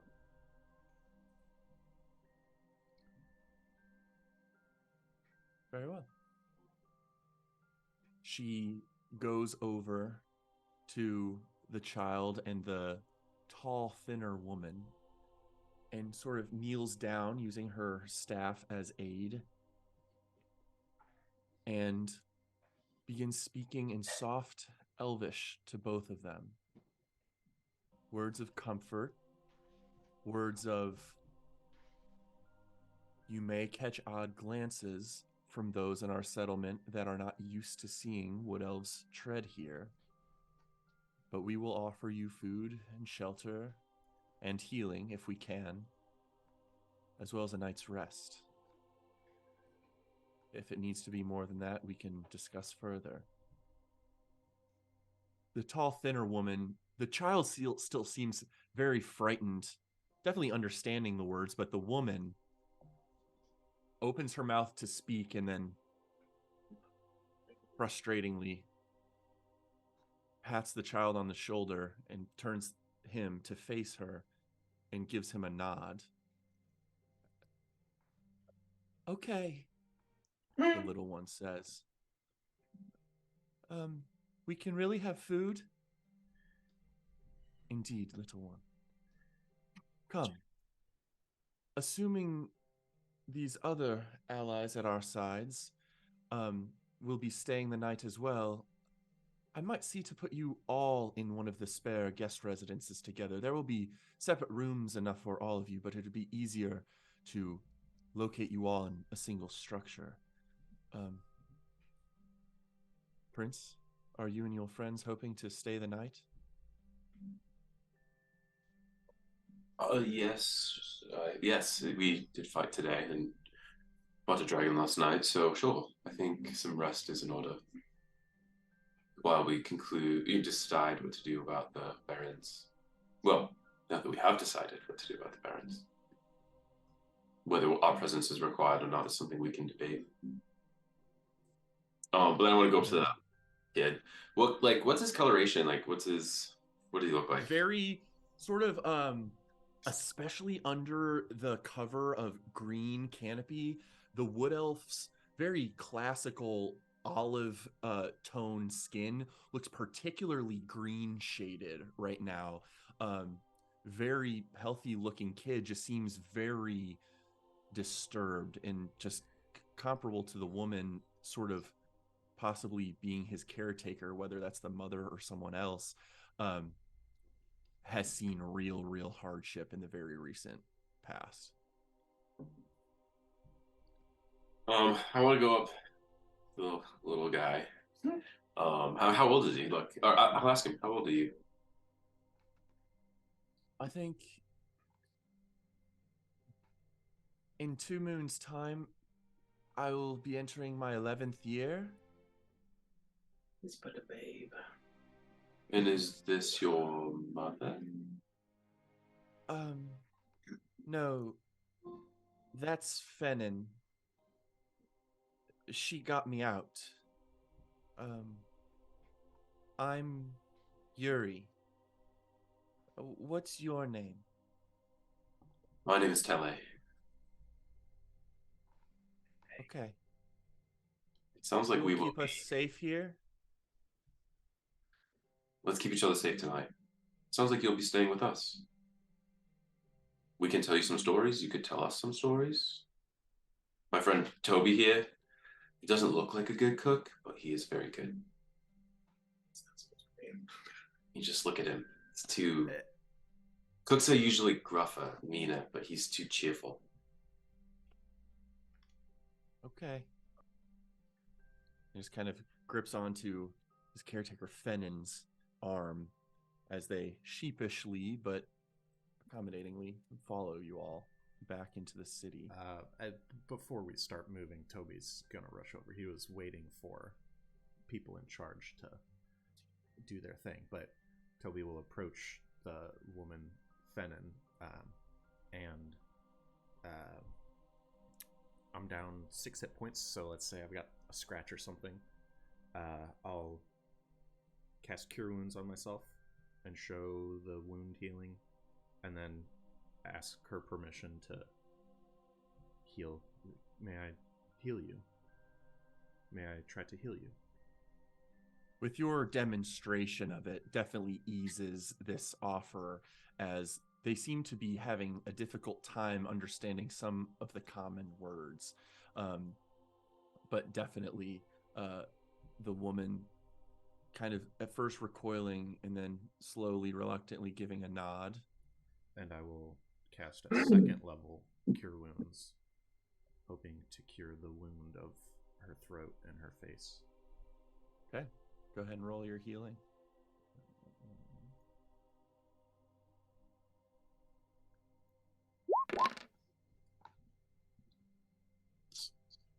You immediately see some of the weariness and bruises and small cuts on her just general demeanor, including her face and head, heal up slightly, but it's having virtually no effect on this thick scar tissue that is seemingly not recovered from days after potentially whatever happened, requiring a higher potency of magic to really affect its such a permanent wound being mended.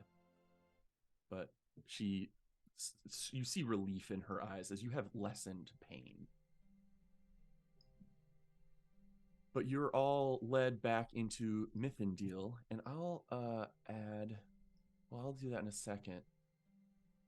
With the arrival of these newcomers, Elena walks into the center of the sort of common space amidst many of the trees and huts, and plants her staff firmly into the ground in the center. And she says, "Captain, you may relieve your rangers in the city of their duty, aside from tending to these people, or other scouts you have apart. I figure this is as good a time as any to conclude the day's work for now." And she begins to chant to her staff, "Elome Peruel, Sintavi El Taro." With the waning of the sun, so too completes our day's work. I nourish the land as we nourish our spirits. And letting go of her staff, it rapidly, over the course of 20 seconds or so, extends upward, growing and stretching, growing in diameter to fill a 5-foot diameter space, and a roughly 60-foot high tree whose canopy stretches out over most of this space. And similarly to some of the magic you had seen before, flecks of gold and silver dust, ethereal, magical, just kind of drift to the whole city from it. And you see slowly at the appearance of this tree, people begin to sort of certainly give you all looks as these two newcomers are in sight, but start closing up shops, setting down supplies, sort of this image, this planting of this staff sort of seems to depict to everyone that, hey, the workday is complete. You've all done great work. Let's calm and enjoy ourselves for the rest of the day. And she will lead you all to this area, one of the guest residences. I didn't know it would be there. And she looks to you, Telperion, and says, "Prince, Captain Verdon will be seeing to various other responsibilities as we conclude our day's work, and he will certainly make Selethar available to protect and safeguard this location. Can I leave first interactions with these two to you and your group for a time? You seemed to strike a nice rapport with the young one, and I don't want to overwhelm them with too much of us poking and prying into their whereabouts. All right, the blondest squirrel I've ever seen is on our fence right now. And I had to tell Steve. Yes, Elena, thank you for taking my words into consideration. And as our group is new to if the Moon's Crest Elves, I appreciate you trying some allowing some more new people into the settlement. Yeah, we will ask the story and give them a little bit of details of where they are currently and give them some comfort too. Very well. She begins to walk away and says, also, if you find for any reason that Master Jiri wishes to meet up with you all here, tell him he is more than welcome to use these residences as well, and he's free to come and go as he pleases. And then just continues away. Oh yeah, he'll definitely. Yes, he'll definitely want to know that. Thank you for letting us know. That is good to know because I think his storytelling services will be in need for this evening. Indeed. It isn't much, but you're first certainly welcome to recuperate here from your journey.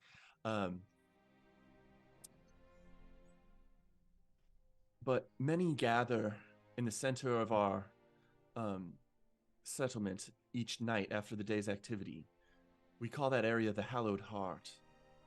People drink, tell stories, unwind for the day. We don't have much here in the way of indulgent luxury like we do in Athenian, but feel free to take of the fruits and berries growing from the tree vines. And there are leather workers, potion makers, blacksmiths, and clothiers if you desperately need upon the start of tomorrow's day. There's also a meadery that will be making they generally bring casks of ale, wine, and mead by the barrel to the Hallowed Heart each night. So whether or not you include our two new Wood Elven guests with you, you're all welcome to enjoy our settlement for the night, however you wish. We appreciate the hospitality. Very well. I take your leave. And she leaves, and you guys are left in the guest residence space. It's sort of it actually reminds you in layout a little bit of the Emerald's Edge tree home back in Corital, as it is a 3 level structure with various guest spaces. All of you could easily have your own room, as well as giving a room to Fenn and Yuri separately if they wanted, or more likely to get one to share, as they are probably reluctant to part ways with each other right now.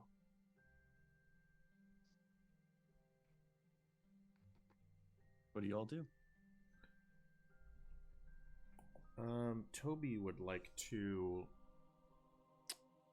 make food, cook for us, with stuff we have ourselves. Like we've purchased some supplies back in Chimeras, in Corital, and also some stuff from around here, more plant-based foods. Kind of make a wide spread so that Fenn and Yuri can pick from whatever they wish. And then I would like to, I understand it's not, a bustling town with shops necessarily, but I'd like to go out and inquire about getting some stuff together for like a salve for burns. Okay. You're absolutely able to do that. Go ahead and make a medicine check. Oh, looked like he was going to stop on the blonde. Yeah. You definitely are quickly able to gather herbs at the request of one of the Selethar Rangers posted outside your door. They'll quickly gather some balms, ointments, salve materials that you can utilize for trying to further heal Fennon's injury. And otherwise start cooking. Yeah. I can collaborate with you too, MK, because as like the potion person. I would also have just in general wanted one of you around to help with speaking in Elven. That's true. We'll assume Telperion aided your effort in that. I also want to hang out with the two of them specifically. I don't know if anyone else Yeah. is interested in them. Yeah, what is everyone interested in doing? As you sort of have this space to yourself if you want it, but you're certainly welcome to interact with those two wood elves as well. Jiri will detransform or take away the illusion of Teo, so he grows in height now. Um, and you've been hearing him speak in Elvish again. He hasn't done that in a really long time, but as Teo, he was speaking in Elvish. And he's just gonna put on like a cloak to like disguise himself still. He's still cautious of being out about, and he's gonna go. He tells everybody he's gonna go out and like see what it's like out at nighttime, and maybe frequent a bar or two, and maybe tell some tales. Jiri, wait. Do you want to borrow my cloak of elven kind? It'll make you stealthier, and I'm not wearing it right now. Yes, just until I know it is safe for me to be out and about. I don't want to get arrested. You will have to attune it, but you are welcome to borrow it. Also, I'm going to join you later for stories and drinks. I just want to hang out with these two for a little while. All right, I'm gonna go scope out the scene first. Okay, I'll wait to tell stories until you're there because I'm sure you're gonna want to hear them. Perfect. Perfect. You're welcome to go out in the environment. Are you looking to stealthily sort of keep to shadows and stuff and not be seen very much, but just scout out the area? Yeah, just like hood up and like, Okay. just like, looking, just observing, being sneaky, when like not really needing to, when he doesn't need to be. I think generally Cloak of Elvenkind gives advantage on stealth checks. I'm going to say this is a charisma-based stealth check because it's not really about being unseen. It's about going unnoticed, pretending you belong there. So go ahead and give me a deception check. And wearing elvish With clothes. Yeah, with advantage if that's what the Elven Cloak does. People with disadvantage on perceiving him too. Although he has to attune to it. Sure. Yeah, I'll attune to it. I will deattune my ring for now. Okay. I just want this cloak to get so much use. Okay. Really excited. 30 is really fucking good. You throw on this Cloak of Elvenkind, keep your head low, and everyone's attention seems to be sort of diverted anyway at the appearance of this woodland tree appearing earlier than they expected this day, as there's probably a couple hours left of afternoon light before it becomes dusk and dark. So everyone's kind of excited that everyone kind of got government permission, if you will, to close up shop early. The meadery starts hauling casks out and kind of putting them into the middle. No coin is being asked of anyone. Very much a bartering or just good-willed trading culture here. And you're able to mingle or like become intermittent with the populace without them ever knowing there's an air genasi amongst them. Yes, very good. successfully. I'll do that, and I'll just like kind of scope out the scene, find like where the best place to hang out is tonight. Like, where is there like a rowdy a crowd, maybe a place where like people are telling stories and drinking and whatnot. So I'm just gonna locate that place, and then whenever I find it, come back and find the rest of them.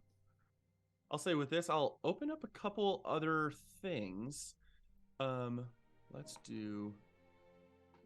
You find quickly that the Hallowed Heart, sort of city center, is clearly where everyone's beginning to amass. There's benches and blankets being thrown together. People use this absolutely as a gathering space to just hang out at night. And with only 300 or so people that occupy this city settlement, it fills up, but that's about the entire populace quickly. There's a couple dozen Selethar Rangers that don't partake and are still scouting the area and doing rounds of protection, but you also learn that the Selethar barracks and smithy is over there, as well as you identify this over to the left where there is a heavy presence of Selethar as what is likely the granary, where tons of goods are stored, and is based on memory very specifically the location that the Thantawar mirror was located. Seemingly, it has not been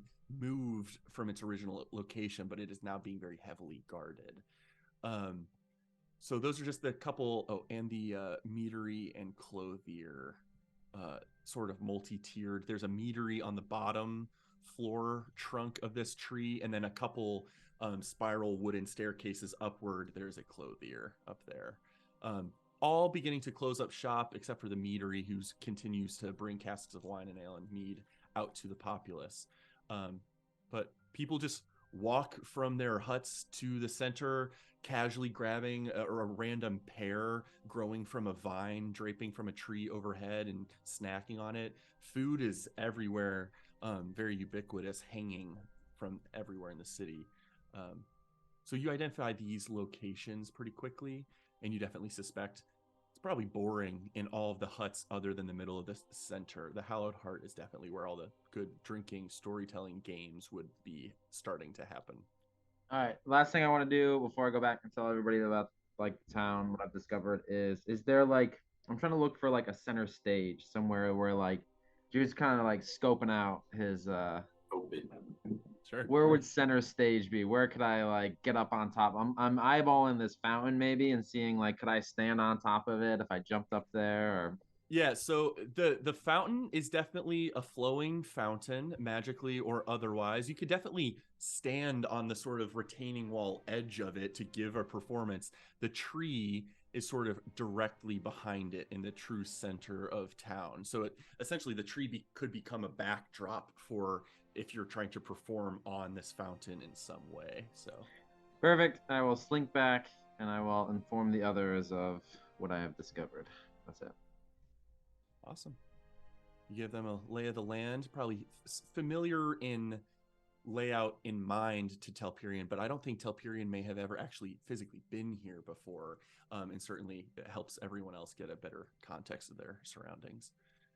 Who else is doing what? I am grinding gold. Okay.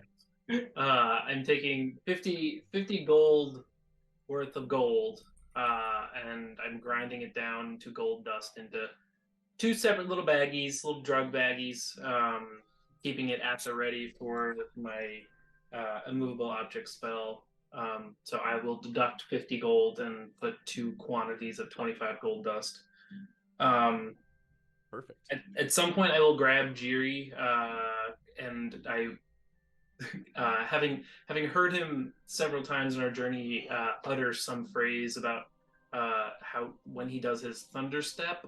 I have taken some notes, and I want to confirm with him like what the phrase is and what he generally feels for this, to make sure I truly understand what kind of magic he summons or utilizes when he does it. Oh, I just say catchphrases. You know what I mean? What was No, the catchphrase for this one? Usually I say I summon my royal galactic enchantments and sortileges. What was that last word? Sortileges. Sortileges. Sortileges. Yes. Okay, I think I feel like Telperion was speaking Elvish with the guests, and in comedy says, "The fuck's a sortilege?" sortilege. Okay, I might double check with you at some point again. But okay, thanks. I just needed that for my notes. Roulette, just because you're a very intelligent individual and this conversation is rather unique, you as Jiri's explaining the way he uses his magic to you, it makes very distinct in your mind how different the two of you are in terms of your ability to cast spells. You understand spells as an arcane sequence to trigger via runes and specific word language used. Jiri being able to pull off spells based on catchphrases, as strange as it sounds, must mean he is a very competent wielder of magic. He may not even know how inherently easy it is coming to him. There might even be not to put emotions in your head, but there might even be a nugget of frustration of like, do you know how much I've studied to learn the way the weave works? And you say shit and it happens. Even if there's any frustration there, there's probably another nugget of admiration of, holy shit, there's something unique there. Just the ease with which his casting comes to him, and it is very unlike what you've had to study for, or wizards or artificers study for. Yeah. Oh, Roulette, every time I cast a lot of magic, I get really thirsty though. Like, I just need to drink a ton of water. I get dehydrated really easily. That's why you got that decanter, though, right? I know. I have to drink it all the time, especially when I cast a lot of magic.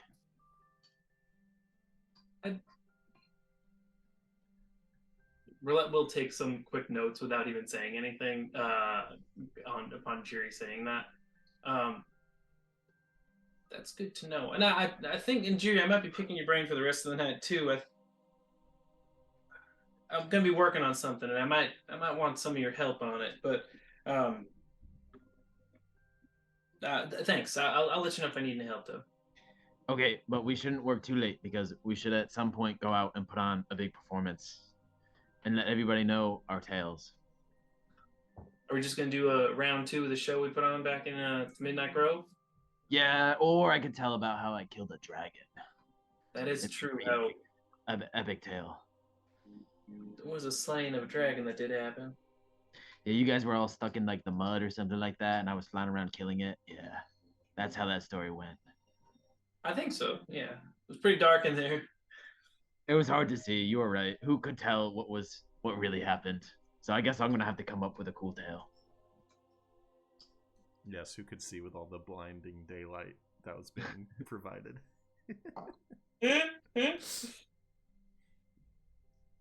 Perfect. How about Rome? Anything specific you're doing? Rome's gonna seek out like a bonfire or something. I imagine there's like little fires maybe in the courtyard or the square. Sure. Maybe. Yeah, people definitely have little campfires set up. Yeah. She's gonna seek out a campfire and sit by it and like study the flame and whisper in Druidic into the flame. Pyrua, if you're out there, hear my word.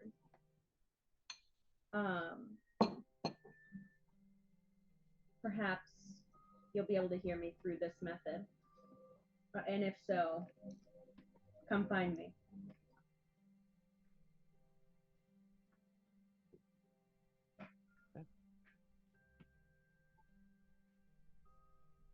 Very nice.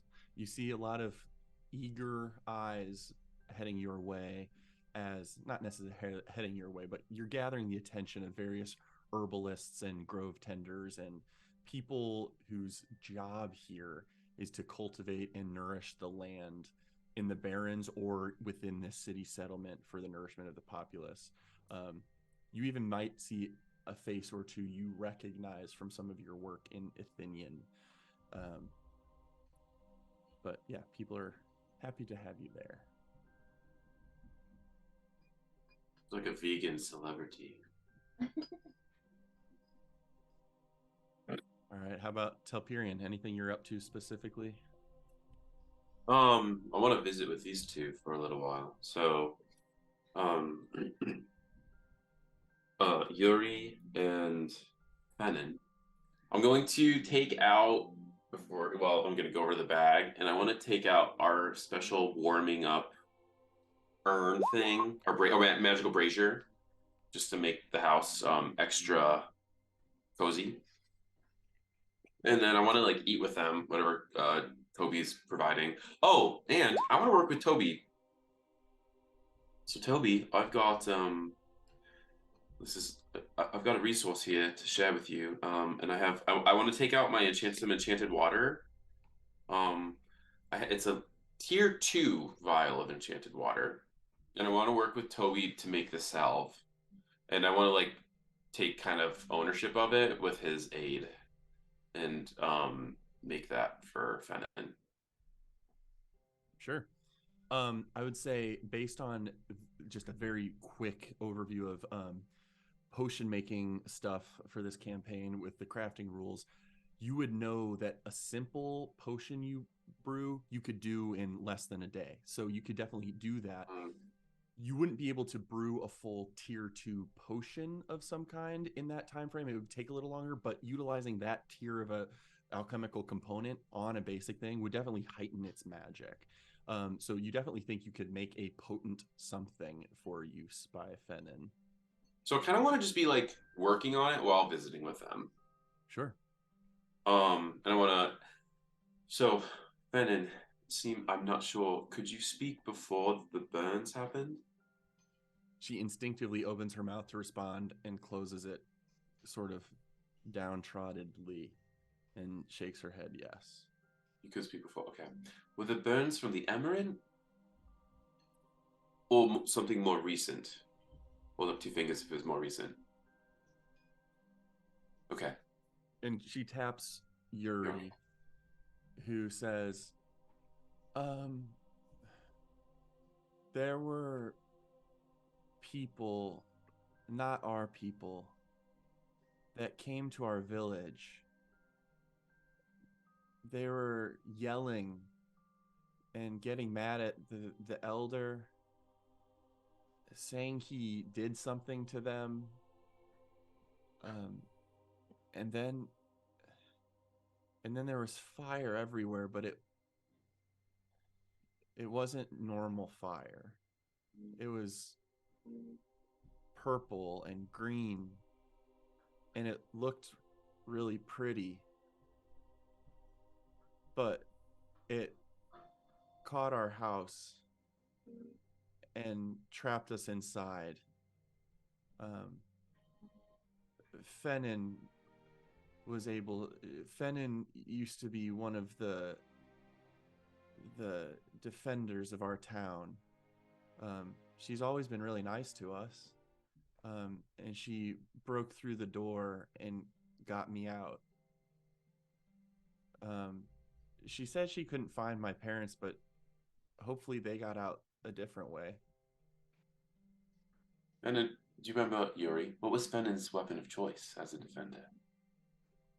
Oh, she doesn't really she didn't have bows like most of our people do. She uses her hands. She can grow claws.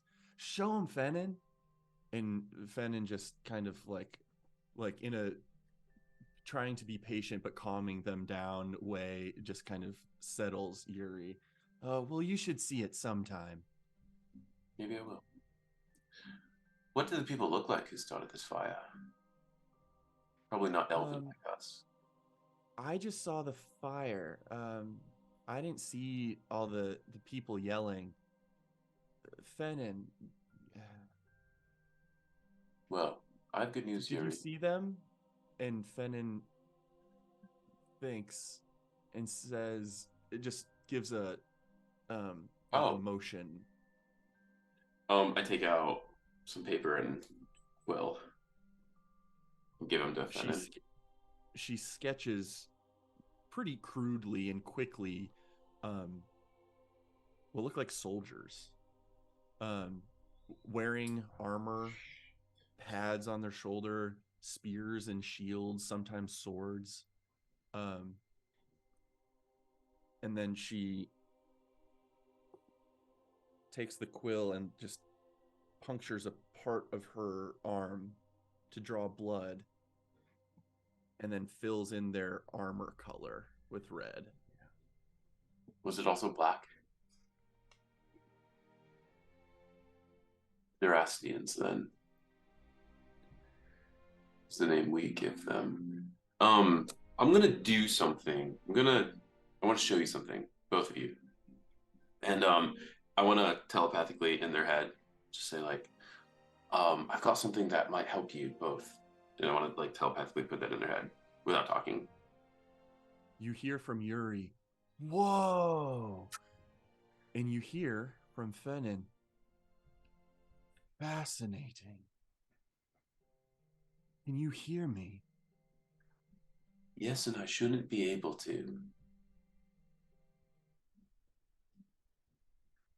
You feel a buzzing in your mind, but you hear her. Buzzing. Is that buzzing? I kind of like calm myself for a second. Is that associated with Kieran's? You kind of quickly and distinctly place it as that. I don't like the word really, but it's a very factual word. Alien moat that Kieran put into your mind that is not of your own mind necessarily, and it's definitely throbbing with power. And you get for the first time a sense that this moat of psionic energy is very specifically connected to his heightened telepathic abilities.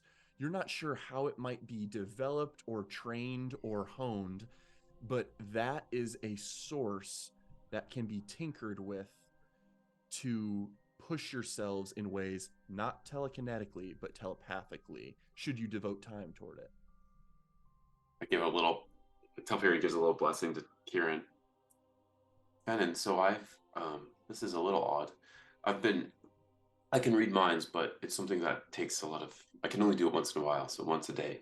I was gonna offer tomorrow to connect with you that way and hear a little bit of your story, but for some reason I'm able to hear you now, so I would love to hear what you have to say. Very well. It is good to be able to converse again. It has been so difficult to settle down Yuri over the last 3 days of our travel without use of my voice. Certainly it would have been a comfort to him. As was mentioned, our village is a humble one. 3 days northwest of here along the coast of the Arborlock.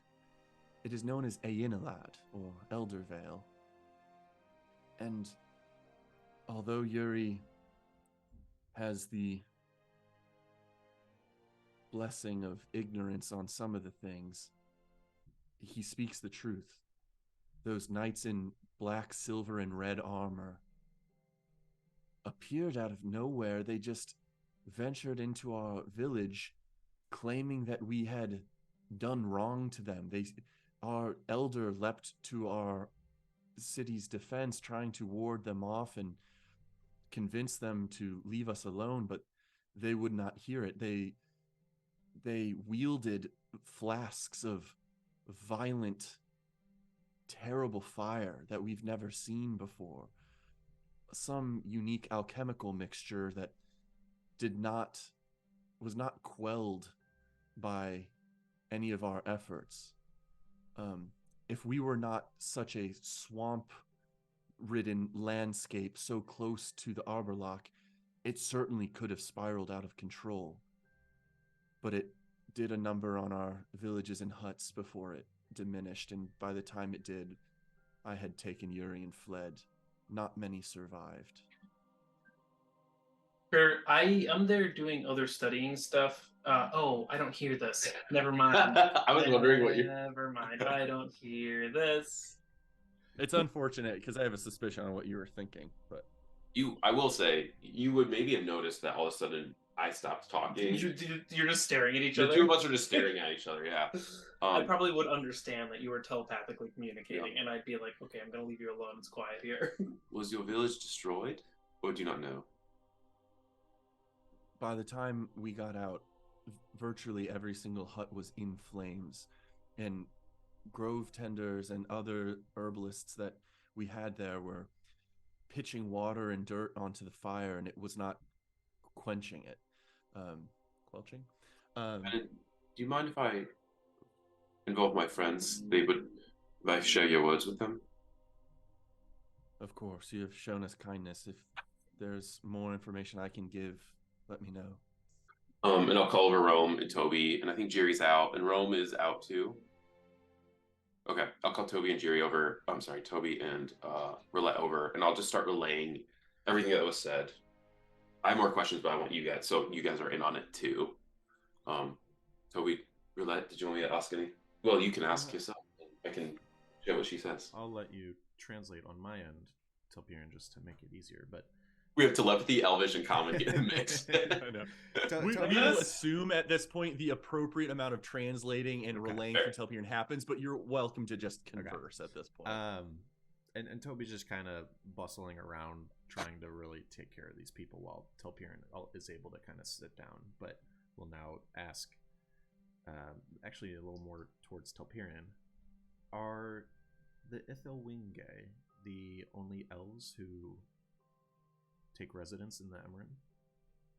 No, but I mean, the Sun Elves did, and you've met a Wood Elf, and we found Wood Elf things of Wood Elves, so Wood Elves like Fennin, who I've not interacted with greatly, but no, just like there are also the Bedfolk. Put on the border of the Arborlock in the Emerald. Which goes to support our theory, which luckily the Ithilwinge have accepted, that the Emerald is no protection from Durastians. And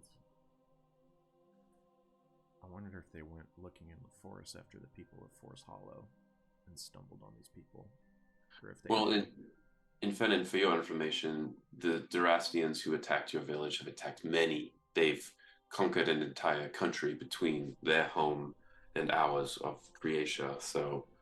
Fennin takes her quill and draws just like a very rough circle of what Eridon is, and just a blob in the middle of it of the Emerin, and shows the arbor lock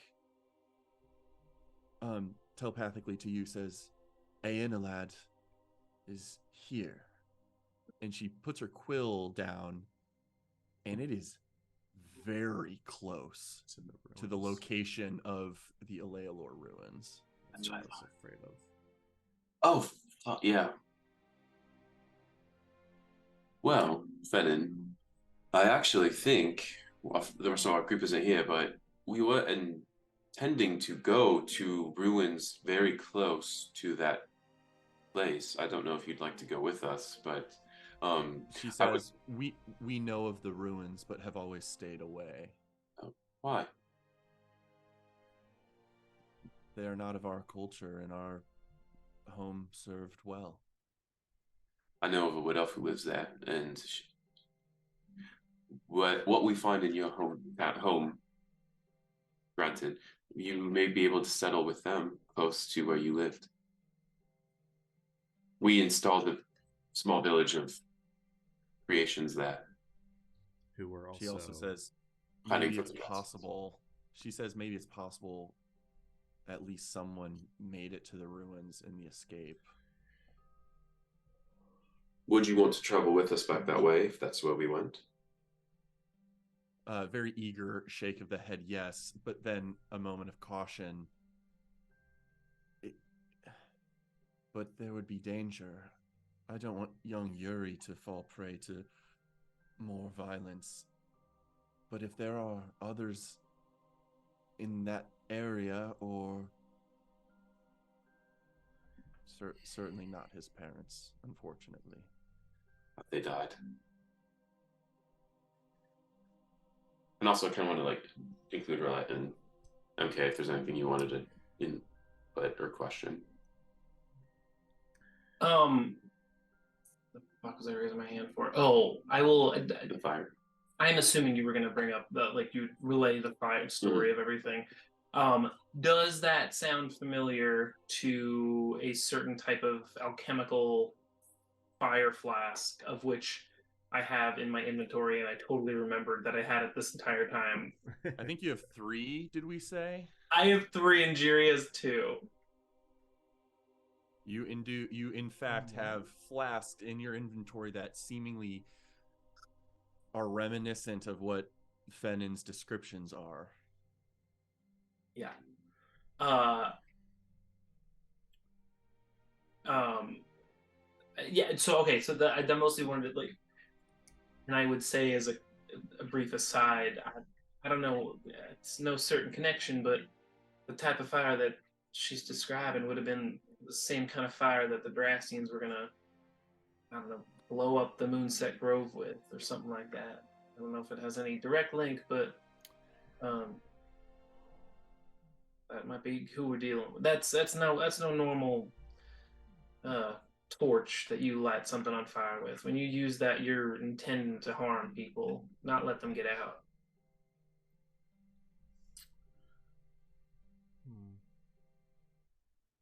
Would you help us? She telepathically through Telperion, and then looks toward Toby Rama, thinking to Telperion, but pleading with her eyes to Toby Rama.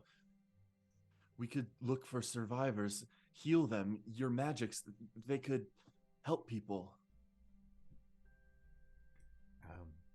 That's one of my greatest blessings in my life, is having such a tangible way to help other people. So I have a few things I'd like to try tomorrow that might help your voice and your scars.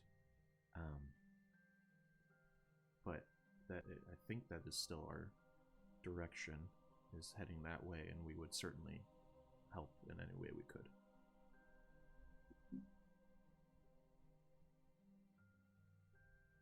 But I thought the Rangers, we overheard them say that you all were heading east. Are you okay to head northwest instead? We'll need to talk as a group, because I'm not sure if we're going to head back to where we just came from. We can discuss that tonight and in the morning. I do promise, though, we would like to aid you and have business in that direction. My question for you is this, and this is definitely telepathically to her. Would you like Yuri with us, or would you rather I find a place for him to stay for some time safely? I'm a prince from the Mooncrest, so I could probably find suitable supervision for him, and he could run around the palace or gardens or what have you. Or he could come with us and see some things that maybe not be good for him, but he would be involved. She'll send back to you. I'll need to find a way to work this out with him. Because he will be eager to go back and look for his parents, and I either need to communicate that is not going to be a fruitful endeavor, or there's danger enough that I should not bring him there. But what I can say is whatever we end up doing, it will be both of us together. I will not leave his side. All right.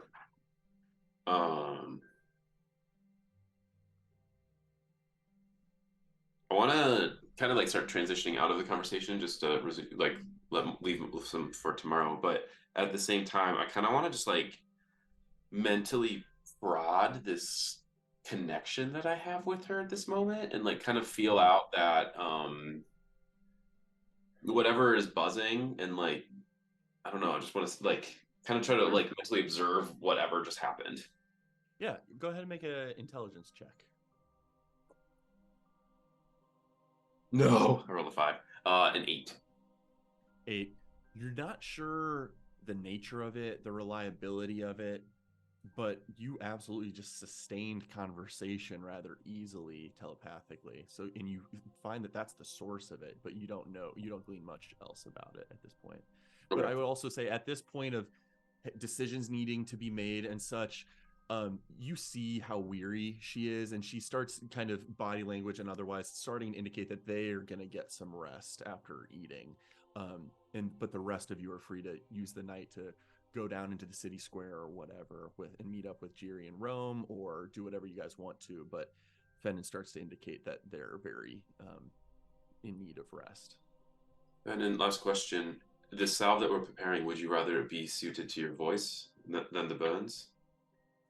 And I kind of want to consult with Toby on like how best we could try to treat it. I don't know what he's planning on doing tomorrow, but if I could pick a direction for the medicine that we're preparing. She would definitely prefer the voice. Yeah. And then we can pan to other people, but I'll sit with Toby for a little while before going out. Okay, as part of that, Toby and Telperion, give me, either you can each roll, or one of you can roll with advantage, a medicine check for the creation of this potion. Medicine well, I think 5. medicine, because it's basically your intelligence plus your or wisdom. Medicine is wisdom. What is potion making? Usually for potion making, for me, it's nature. Because the potions are Yeah. nature. Yeah, this is. I'll let you guys each do what's better for you. So Telperian's probably nature based, and Toby Ram is more medicine based because both of these apply pretty well to this. Unless one of you wants to make the roll with advantage. But Oh, I did. I'll say we already got the roll out on screen. So Damn you it. get one roll. Okay, I was gonna do it. Sorry. Oh fuck yeah, it was an 18. 18 plus 7. 25. Okay. You guys put together a salve using a high-level alchemical component to put something together rather quickly that probably needs to sit overnight to sort of congeal and activate, but you suspect that should be potent. Yay. I'm knocking it off, so. Alright, other people. Yeah, Rome and Jiri, anything you guys are doing out on the town at this point? Oh, yeah. There's teamwork, MK. No, I was gonna wait until everybody shows up to do my little performance. Okay. Telperian definitely has a vest. He kind of like sighs and he says, all I wanted, like, thinks to himself, like, I say to Roulette, are you joining us? Roulette will look up from her notes. She's in the back of her notebook. And she, yeah, are we heading out for drinks or something? I would love to rest, but I think princely duties require that I go be kind of involved. So let's go. You want to go drink and hear some stories from Jerry? Of course, I want to see how we. I got to find out how this dragon fight turned out. Do you think he'll wait? Did he have? He didn't have the killing blow. That wasn't Toby. Or did he? He did. He did. Yeah. All right, shall we get? Let's go join them. Of course, let's go. Okay. Same with Toby. You joining as well? I'll make sure that Fennon and Yuri get set up for rest well, and then y'all head out with them.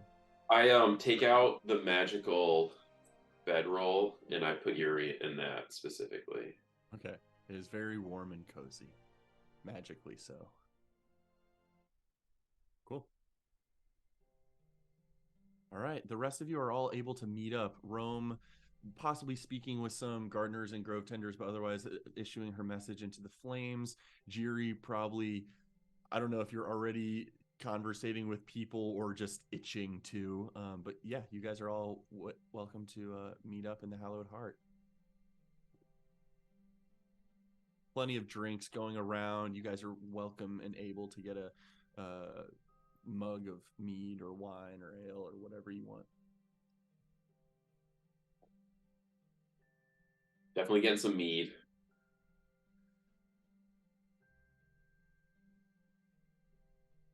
Otherwise, what do you guys do?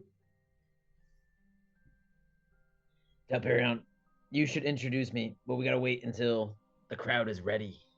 We gotta wait for a few other stories to be told, and once the crowd's really Can you make rowdy. yourself taller? What? Can you make yourself taller? Taller? Like, you know how you can make illusions of things and you shrink? Can you do an illusion of yourself but make yourself bigger? I mean, I'm pretty big. Taller You than are you. like the smallest fraction of a centimeter taller than I. But like, could you? But actually, my antlers Literally looking down on you. my antlers go taller than you, which is important to note. So technically, by the antlers, I'm taller. My hair sticks up though. But like, if I push your hair down, but like, yeah, I just was like, could you wondering like just for some pizzazz in your show, could you even be even taller? And I've never stretched the limits of this, but we'll see how big we can get.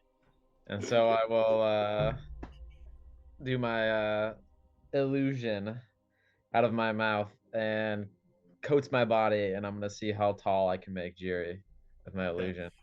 Go ahead and roll just a charisma check, and we'll see how that goes. Sort of pushing your natural spellcasting ability. Shy of 20, you still get within the limits of the spell, which I think can make you up to a foot taller. Wow. but you can't push it much more than that, at least right now. Okay. I'm 7'4". I'm very tall. All right, now you are officially taller. I will. I'll hover up, use a psionic, and I will like call out to the elves to, and I will give an introduction to Jajiri, Jarl of Jaland, who wishes to tell the adventures of the four winds. Forgot our You name. hear a lot of gasps and ahs and stuff as you take to the sky. Oh, that's the prince. He's a Crescent Knight. And then you also hear, wait, is that his friend Jerry? He's the one that put on that play. So like there's definitely reputational things that have filtered into this neck of the woods. But there you definitely start to gather the attention of an amassing populace for sure. And Jiri will take the stage and he'll hop up on the fountain.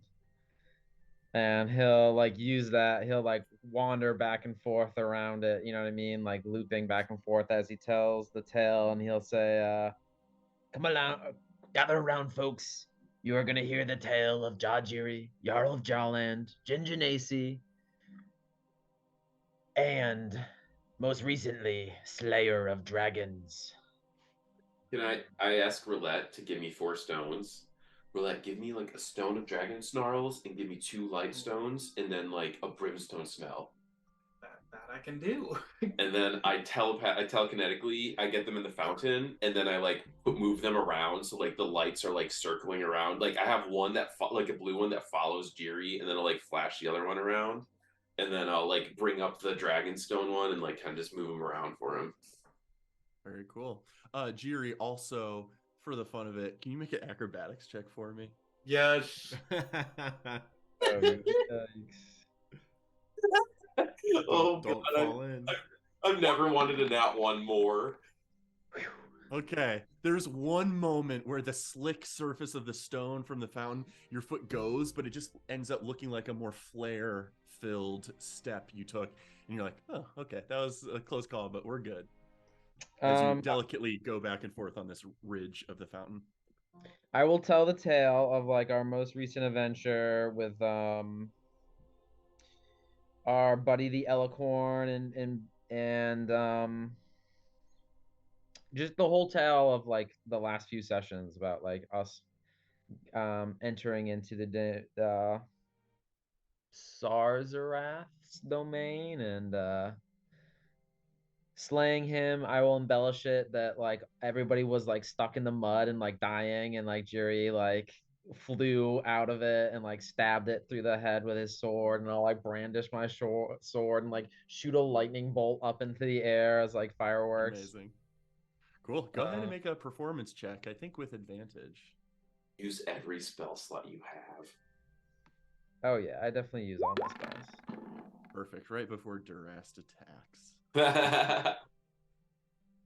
23. You definitely have the whole crowd enamored. People don't have gold here to throw at you, but there's like people like tossing pears and like just cheering each other with mugs of mead, and everyone's definitely having a fantastic time. Give him bottles of mead. No need for compensation. Just tell this tale again to all those that come here when we leave. Actually, I'll say this doesn't happen that often, and I like to reward kind of the shtick you drove your character down this route. From now and moving forward, when you do like performance checks like this successfully, I think you're gonna earn bardic inspirations that can be used in the future. Probably only holding one at a time. I don't think I'm gonna let you bank them up, but you gain a D10 bardic inspiration die from feeling the confidence of performing so well. This doesn't expire in 10 minutes or whatever the bardic inspiration does, but until used or replaced by a new one. Cool. What did I say? D10? Yeah, let's do D10. I heard D12. Yeah, that's exactly what I heard. D10. An extra D20.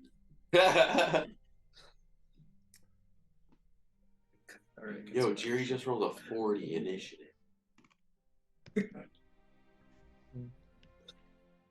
He already went. Perfect. During the performance, Toby would have sat next to Roulette and told Roulette that I swapped out the armor I'm using. So, Are you using that elven chain we found? yeah, and I know you had been infusing my armor with a benefit, so I don't know if you want to give that to me, to someone else, or use something different for it. But I'm not using that chain shirt anymore. That's a good question. Did we talk about? I thought we talked about this last week. I'm wondering if Rome might have something. Rome, you don't wear any armor, do you? Only that is what is naturally grown on myself. Are you wearing a cloak of any sort? Yes, I am. Oh, you are. She's wearing armor. Her nature's mantle, I think. It is. She's not wearing armor. She's wearing iron armor. Did she just? No, she said it's what's naturally on her. Yeah, but yes, I have that armor on that adds to my like class, but I flavor it as like I grow it, or it's like a part. Oh, interesting. I do have like armor that I am like in the character sheet. There's armor. It isn't out of character. Is it magical armor or no? No. No, it is not. Oh, interesting. Okay. Rome, let's wake up a little early tomorrow. I can give you something. And then I would also just ask if Roulette could give me a ballpark on what that, I think it was a rose-colored diamond we found, what sort of value that would be at. I will cast Identify because I don't want to miss a second of this play. Yeah, does Identify give you value of stuff like that? I have no I'll idea. Okay. I don't want to make it like more out of reach than is like fun, but I am just curious.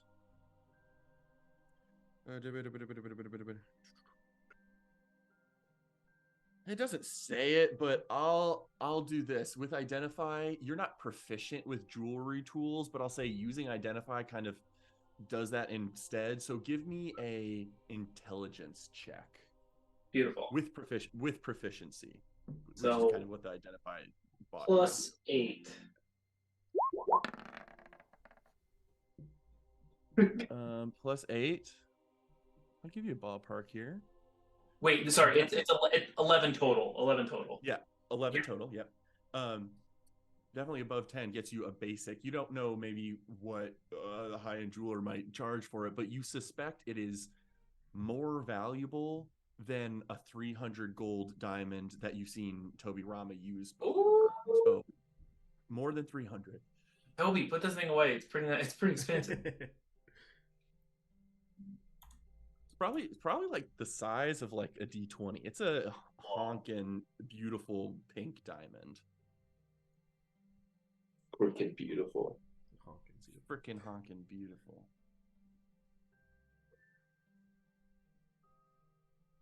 Anything else for the night's festivities? Any conversations to take place? Or you notice that Alina Morwing has not been seen at all throughout the night's festivities. I want to gather like 5 bottles of mead just to put in the bag of holding over the course of the evening because I want to, is that possible? You're welcome to gather 5 bottles of mead. Okay. There's probably a shelf life on mead in a bottle, but I don't know that that's particularly meaningful or important. So I just want to start accumulating some general things. I want to think into Toby's head. Toby, can you hear me? Then I'll turn and talk to Telperion. Yeah, just like always. Okay, no. Don't talk. Think back to me and just say something. I'll wait for another, unless that was the thing. That's what you heard. I'm not talking at all to you. Just telepathing. So you're supposed to be able to hear this? I think you absolutely hear him. You hear him. I like, when you like push someone, you're like, no fucking way. I telekinetically shove you, no fucking way. Toby, something amazing's happening. And I'm saying it out loud. I could hear what you were saying just now. Without, I could just hear you. Oh. You usually Wait, had wait. to work really hard to do that, didn't you? Exactly. Wait, okay, hang on. I'm not going to talk to you first mentally. Just think something at me. Tell me what 2 + 2 is. I think at Telperion. You hear him. What the fuck? It's like 7. Oh my god. What? Toby laughs. I like leave Toby and I go to Roulette. Roulette, just think some numbers at me. Oh, I throw like the biggest equation I could possibly. It's some weird ass arcane theorem, and I just start like spewing it off like the full equation. If it wasn't so exciting that this worked, your eyes might glaze over at the arcane arithmetic bullshit, but you hear her. Roulette, this is the only time I've ever cared about your arcane math before. I'm a little hurt by that, but I appreciate that you're growing. Well, it's only because it involves me. Thank you. And I roulette. And I just go and I kind of just sit for a second. And I want to try one more thing. I'm not casting Detect Thoughts. I've already cast it for the day. I just want to see, without people intentionally angling their thought at me, if I can hear what people are thinking. Just like kind of just extend my awareness a little bit. And see, I'm just testing the limits of what seems to be working. Yep. You open your consciousness like that, and you can feel what I would say are like mental pressures from people within 30 feet of you. You hear nothing telepathically past that distance. So you get a sense that this telepathic thing that you've just developed and enhanced is good within 30 feet, similar to your Detect Thought spell. You do not hear the surface thoughts of creatures you're passing by without them as they're having conversations and thoughts to each other. It has to be directed to you within 30 feet. Okay. You do hear from Roulette's direction in a southern accent, please remember to ask permission. As she's like staring at you, thinking that at you as you were trying to like sit there and get. Oh god, I just realized the downside of this ability. They can all talk to me now all the time. Oh my god. Fuck. Roulette, I've literally never read your mind without permission, just so you know. I know. It's you have a wonderful track record so far. Fuck. Oh my god. Alright, I'll tell everyone else later. That's so exciting. I'll think again to Telperion. If some of my spells work tomorrow, we could maybe save the thing we're brewing for another time. Oh, sure. Yeah. Yeah, well, yes, I know what she's. I think back to you. I get what you're saying. Sure. And that's me. Perfect. Well, unless there's any other action items to speak of, the night will keep going with revelry and people really enjoying everyone's company. And you get the sense that this is a very hardworking populace. This is not like the luxurious, laid-back, still nourishing presence of other Ithilwinge settlements, but these are hard workers every day in this climate, away from their people, so close to more dangerous lands, and maybe even suggests a higher level of respect for Alina Morwing taking this on, who once upon a time was probably suspect under Arethel Meyerlight's proposal that she be elevated to the status here. You're now realizing what a responsibility this is in this culture. But the people really value their work. They're proud of it. They come together every night to celebrate with each other. Quite a unique Ithilwinge experience in this smaller settlement. But otherwise, the night will keep going and conclude until the point where you guys want to go back to your residence and sleep for the night, or otherwise. Anything you guys are wanting to do? Roulette's digging into the very back of her notebook for some spellcrafting stuff that she had been dreaming about the previous night, to think about it in the real world, add some notes, some conjecture, and we'll probably fall asleep with the book open. Okay, very cool.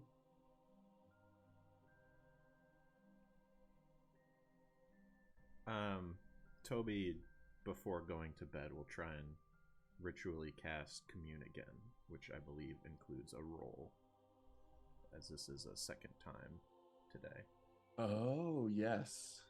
Yes, It says definitely. the GM makes this roll in secret if you would like. Okay, I would love to. Let me see what happens here. I'm sure it's just a percentile thing, but I just forget. Cumulative 25 each time. I have a reason to open up my dice. Yay! There's a D10 and there's a D10.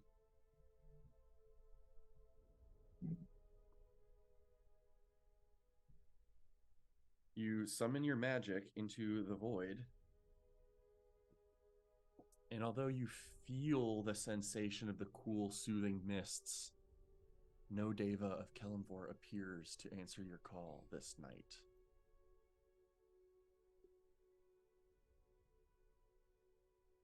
Okay. Dobby will go to bed. Oh, question. I need to spend 6 levels worth of spells to gain a charge. Can I do that piecemeal, or does it have to be in like one go? It has to be at least 6 charges in one go to fill one charge, or 6 levels. So if you don't have 6 levels worth of spells right now, then you're unable to charge a ring. The ring. That's okay.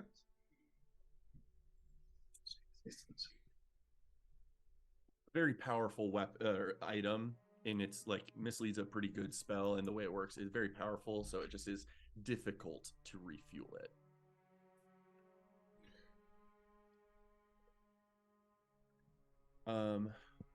Anything else from anyone? Are you guys waiting till just to rise again in the morning? Sorry, ignore that. I'm doing stuff too. Jiri will go to bed. He will place himself near Roulette. And he will Roulette. enter into her dreams once again. Okay. Before we tackle that, Roulette, is there anything you're trying to do before you go to sleep? No, I'm steeping my brain in the basics of magical tinkering. Yeah. Okay, Jerry, you definitely see Roulette sound asleep with her notebook open on her as she's just fallen asleep, literally studying like a nerd. And you enter her dream rather seamlessly as you're getting used to this magical capability you've developed. I will shape the dream to be right where we left off, which I believe was climbing down the mountain. We were race climbing down the mountain, I believe. Yes. Okay. So Jiri will be at the bottom of the mountain, and Roulette will be still climbing down. He'll be waiting for her at the bottom. And when she gets there, he'll be like, "Wow, what a good race, Roulette! Second place. You did your best." I normally beat anyone who I race up and down this mountain. I've gotten pretty good at climbing. Yeah. Keep working on it. All right. Let's go into your town. Oh, okay. I kind of wanted to work on stuff, but I guess we can head on in. Oh, you know what? Let's go work on stuff in your in your shop. That's very true. Dad's got all the tools there. Wait, I guess you taught me this. So, hold on, Jiri, come here. And Roulette will go over to Jiri and hug him. And you'll hear, sortilege. And she will not really cast, but she will dream that she has successfully cast Thunderstep to a weird nth degree that it transports directly to the front of the Tinkerton store. Jiri, it's so similar to your magic, you almost think, did I just subconsciously control that to happen in this dream? But you arrive in the middle of Storm's Edge. However, all of the buildings seem very fuzzy. Like there's just like basic what's probably stone construction and wood construction, and like like someone trying to guess at what a city square looks like. Jiri, specifically, you're sort of trying to control the shape of this dream, but you don't know what it looks like. And you can't necessarily rely on Roulette controlling the dream herself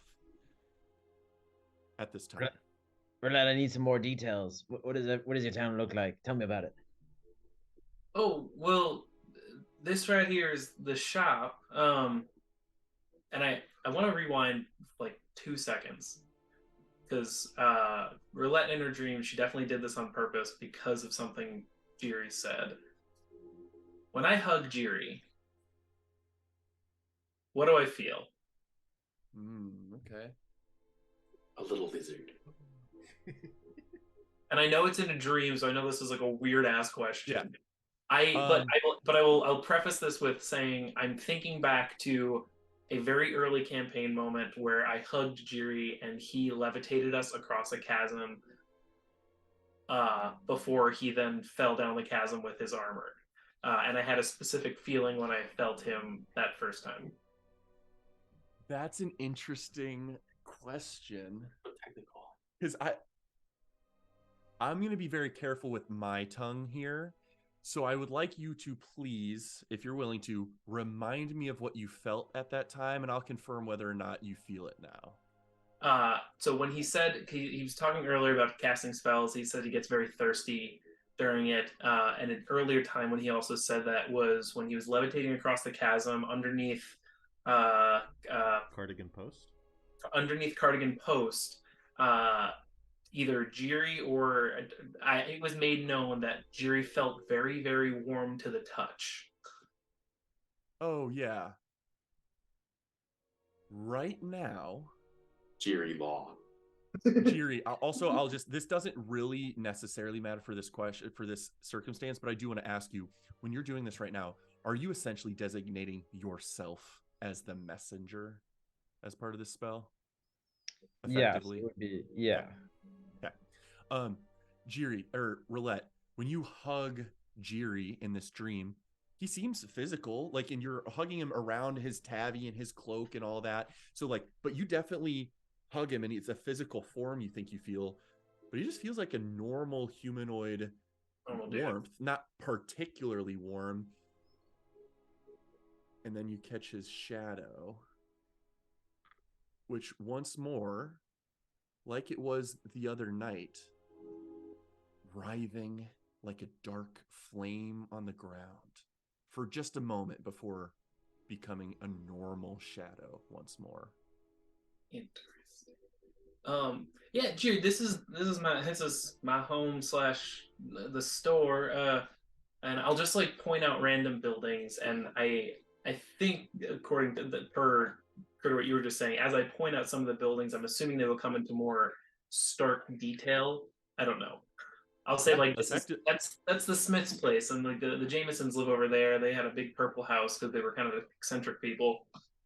Yeah, so essentially what I want here is with Roulette's description, it's up to now Jiri's not necessarily perception, but imagination to listen to your guidance and form reality around it. Jiri, can you give me a charisma roll? Just your normal charisma modifier. He's controlling it.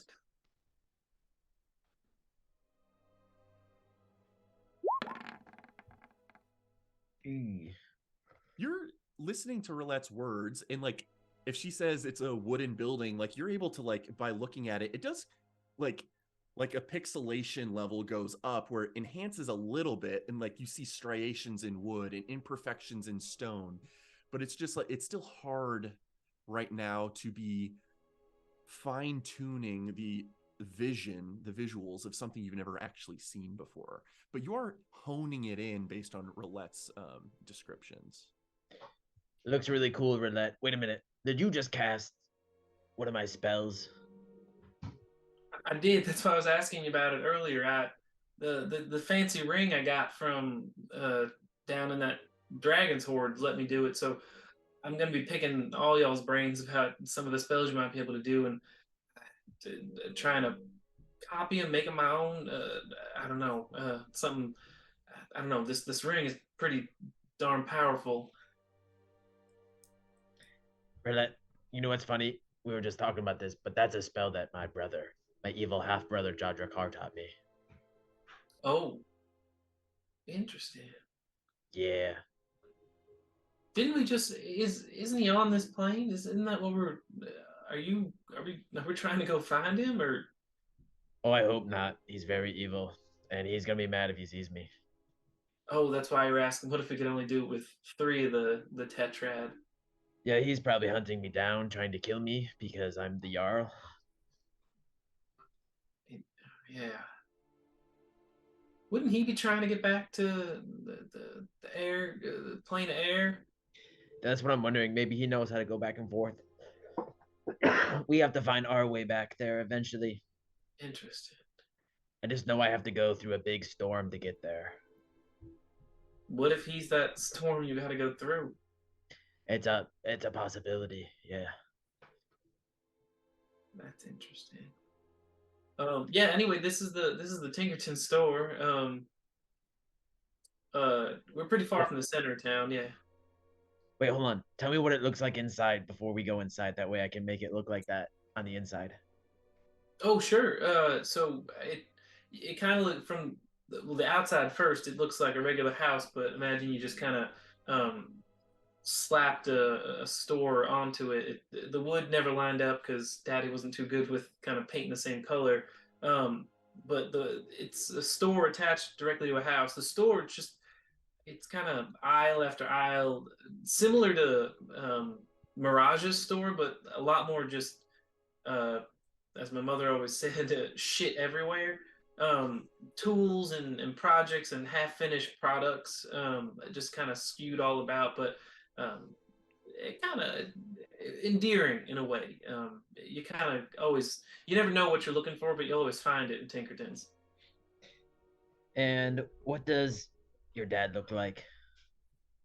Oh, he's about my height. He's not too portly, but he's definitely kind of the guy who doesn't get out too much. Got some white, scraggly hair on the sides of his head. Top is shiny as a lake. Um, he's got glasses. Dresses in his white work shirt most days. Hmm. And he's really smart. Okay, I'll do my best. Let's go. Come on, let's go inside. What do you mean you'll do your best? Okay. We As open the Jiri rushes in door. and pushes the door. Jiri, landscapes are one thing. Yeah. Personalities, human Uh-huh. traits. Go ahead and make a charisma check with disadvantage.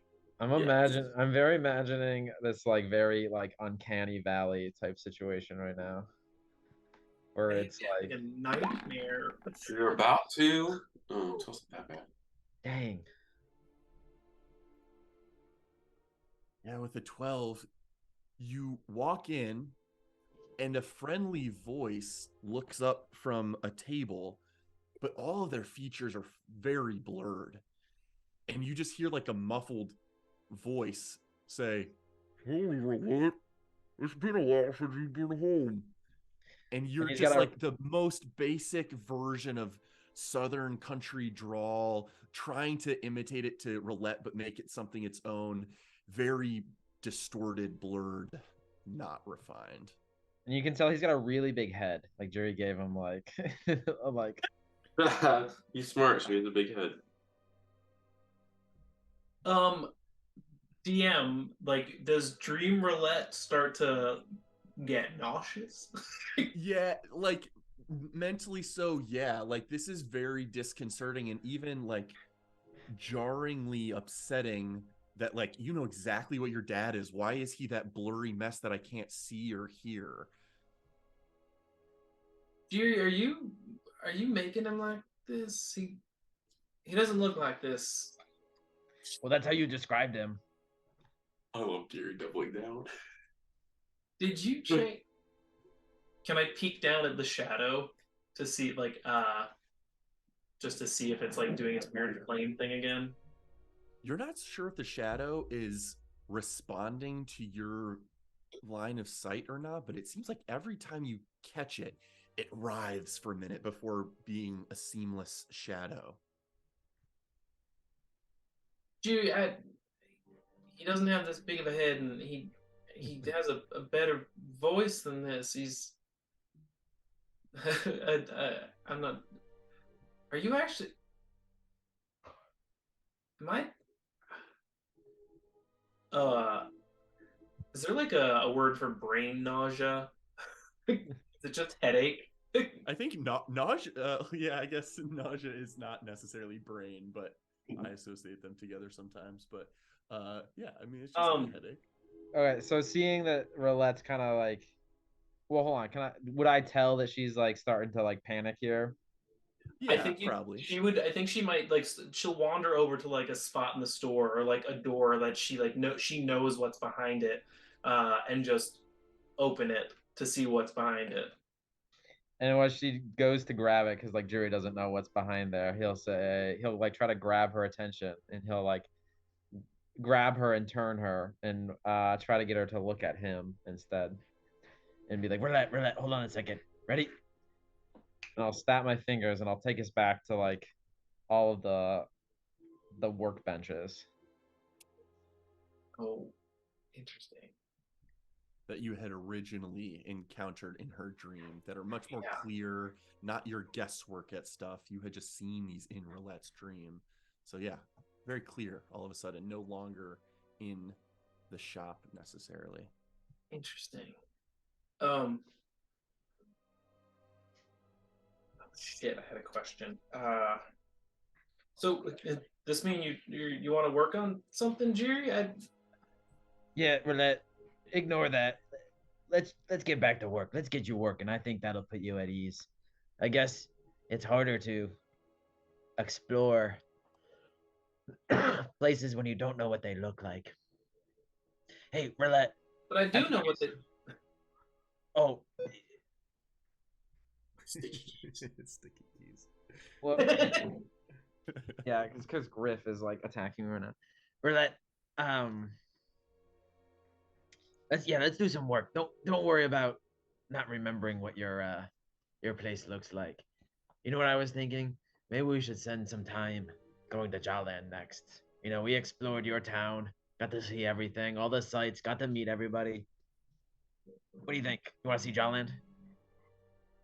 I mean, I'd love to someday, but I can't quite take us there. I'm not sure what it looks like, but I'm sure you've painted such good pictures. I'm sure I could imagine it. I think. Yeah, next time. We'll go there next time. Okay, come on. Let's get something done. What do you want to work on? And this can turn into a montage, but it'll be me going through like basically picking up where Awake Roulette left off, as far as attempting to meld multiple tinkerings into one object, uh, and the mathematics and all that other fun stuff. And I'm assuming I'll just like hand it to Jiri, and Jiri will do his thing, and it'll happen. So she'll make him do it over and over again to test it out. Jerry is very much trying to like make it seem like Roulette is in control right now, like as much as possible, putting her at ease is his. The second that she's back at the work desks, and like you're helping out with her experiments that she wants to work on, she very much goes into, oh, this is a comfy dream. Jerry, unless there's anything else you want to instigate in that dream, I'm going to do a thing after all of Jerry's ambitions here. Anything else you're trying to do? No, that's it. Like I said to Roulette, you know, maybe Jerry will, while they're working, just like ramble about Jawland and the stuff they'll see there, the places they'll go when they visit it next time. Jerry, after a while in this spell, you start to let go of your connection to Roulette's mind, and your consciousness sort of fades back into your own sleep. Roulette, as you hear Jerry's companionship and his conversation start to get lower and lower and lower volume, all of a sudden it seems like a couple of the torchlights went out in here. It's much more dim, and you don't hear Jerry anymore.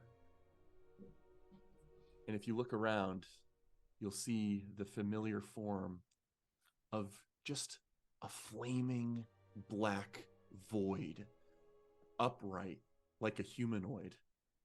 And you hear a voice echo from it. Thank you, Roulette.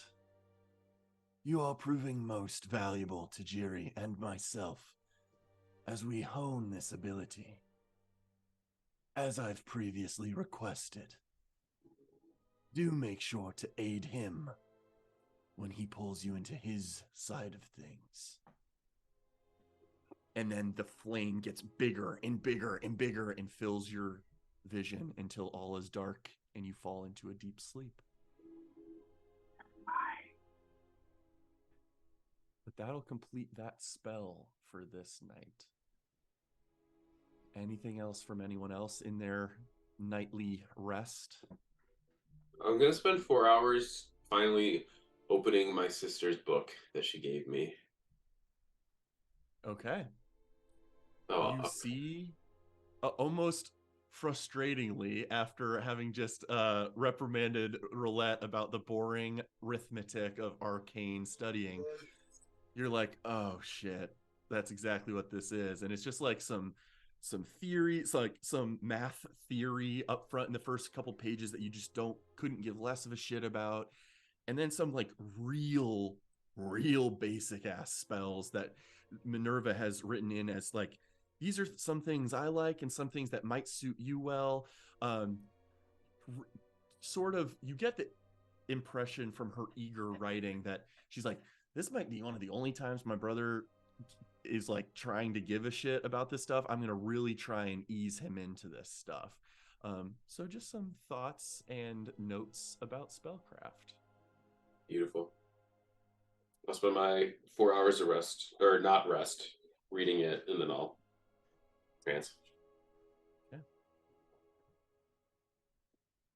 Otherwise, the night will conclude. And you will be woken by, we'll say, yeah, probably specifically Jiri, since they hadn't quite met Jiri yet. Jiri, you're woken by a door creak, and as you look toward the door from your room, you see a little head duck away and run away. Yo, little dude, come back. You see, like, around the corner. Who are you? Yo, what's up? I'm Jiri, Jarl of Jarland, Ginger Nacy, and now you can call me also the Slayer of Dragons. Dragons plural. Cool. I know, right? You're friends with Prince Tele? You can say that, right? I suppose. Cool. More so, I'm like his bodyguard and like confidant and like role model. You know what I mean? That kind of stuff. Are you gonna be... Fennin was talking to me last night.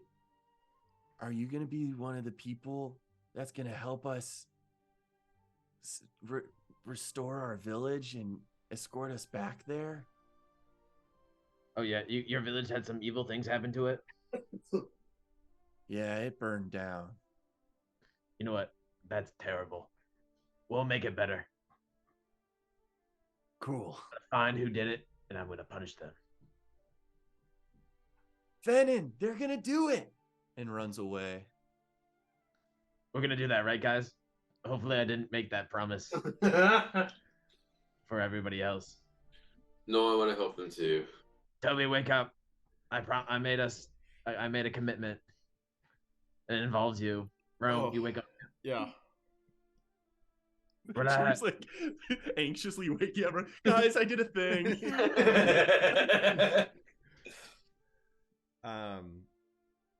Toby is very interested in going and setting up in kind of the town center some tables and getting all of his cooking stuff out. And if it seems like he hasn't missed the rising hour of the elves by too much, I'd like to do create food and water.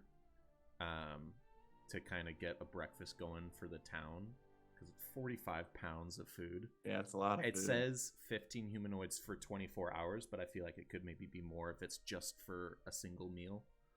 3 whole turkeys. The single spell creates 45 pounds, or are you doing this a couple Yes, times? the single it's just spell once? does Okay. 45 pounds of food. Damn. Jeebus. Okay. I would like to. You're definitely able to do that. As you're making your way back to the guest residence after sort of making that food available to everyone, you see House Leader Elena heading in your direction, stepping across one of the wooden swing bridges, and she has sort of a satchel at her side that you hadn't seen her with yesterday. Oh, young Toby Rama, you're up. Have you and your allies made any progress getting to know those 2 wood elf guests? Oh, certainly.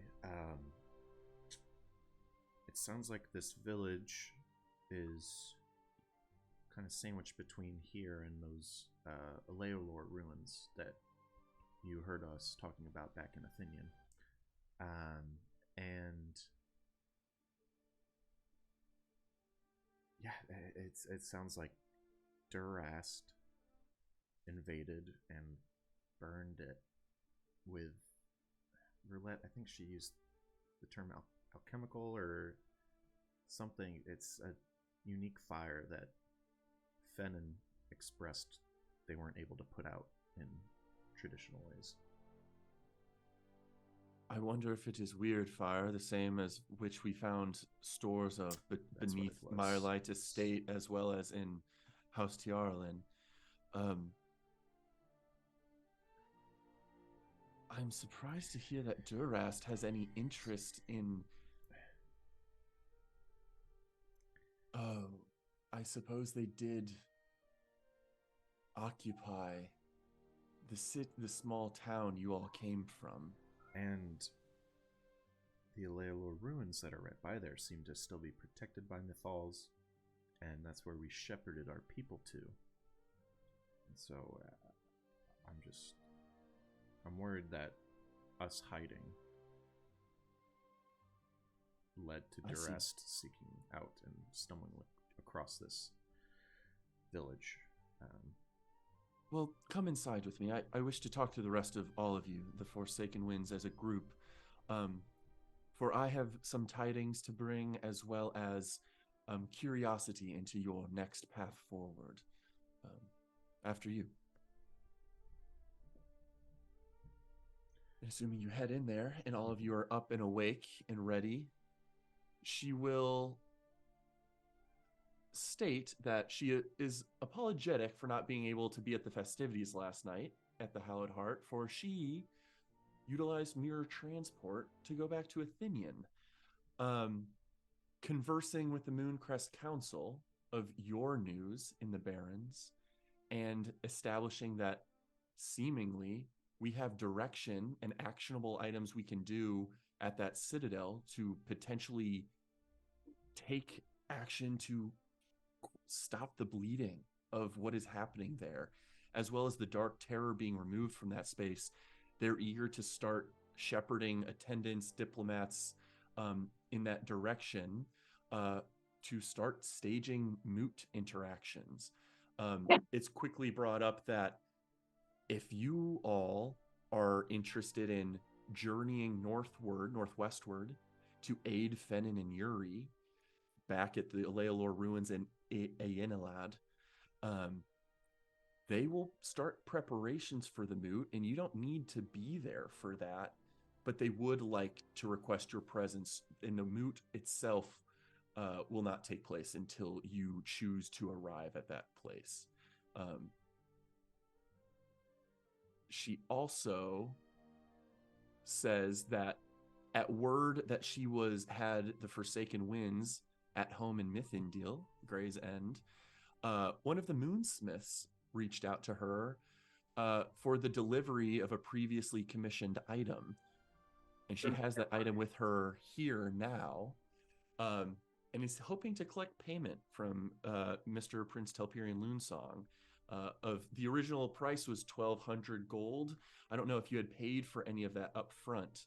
I couldn't remember, and I I couldn't don't believe track I it down did. in session. So I think it would be 1,200 gold, and she will hand to you, as I pull this open really quickly. Well, I'll say this. She just hands you a small square mahogany box. I accept it. Okay.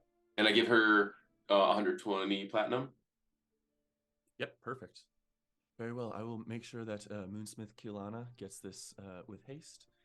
Thank you for that. That was a rather convenient way of delivering something to you that I suspect you otherwise would not have received for quite some time. I'm very grateful, Elena. Thank you so much. Ask about his dad's sword. We got it back. What are you talking about? Otherwise, you are all welcome to stay here, although I would like to make further arrangements if you wish to stay overnight again. But if I suspect that your aid of Fennin and Yuri is to happen sooner rather than later, we can certainly make available to you rations for the journey, as well as any other basic supplies you may need. I don't have any potions of healing to make available to you at this time, but let us know if there's anything you need. Otherwise, you're welcome to set out if and when you like. I think we need to discuss as a group what we are doing next, but it seems like we could go north and... Because I assume we've sufficiently explained how to break the magic at the temple. Yeah, I would say Roulette's notes take care of that portion of this. Which they did not need to take Roulette's notes, but they will have transcribed them, taking copies of. I would certainly love to fill up on rations, regardless of where we're going.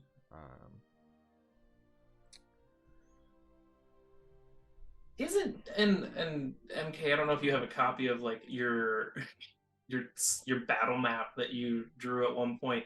Aren't the Alalor ruins the direction that we were going to head anyway? Because we were heading back to Alalor, to Forest Hollow, to somewhere else. I forget. So this is a good point to bring up the map, because I had mentioned this, but I didn't show it on the map. The spot that Yuri, or Fennin rather, marked on her quick quill marked sketch was that this settlement seemed to be right here. Roughly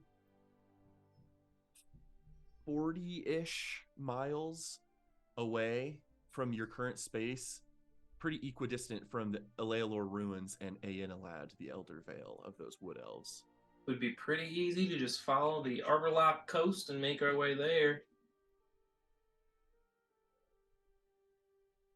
But let's, I think we should have a chat on it.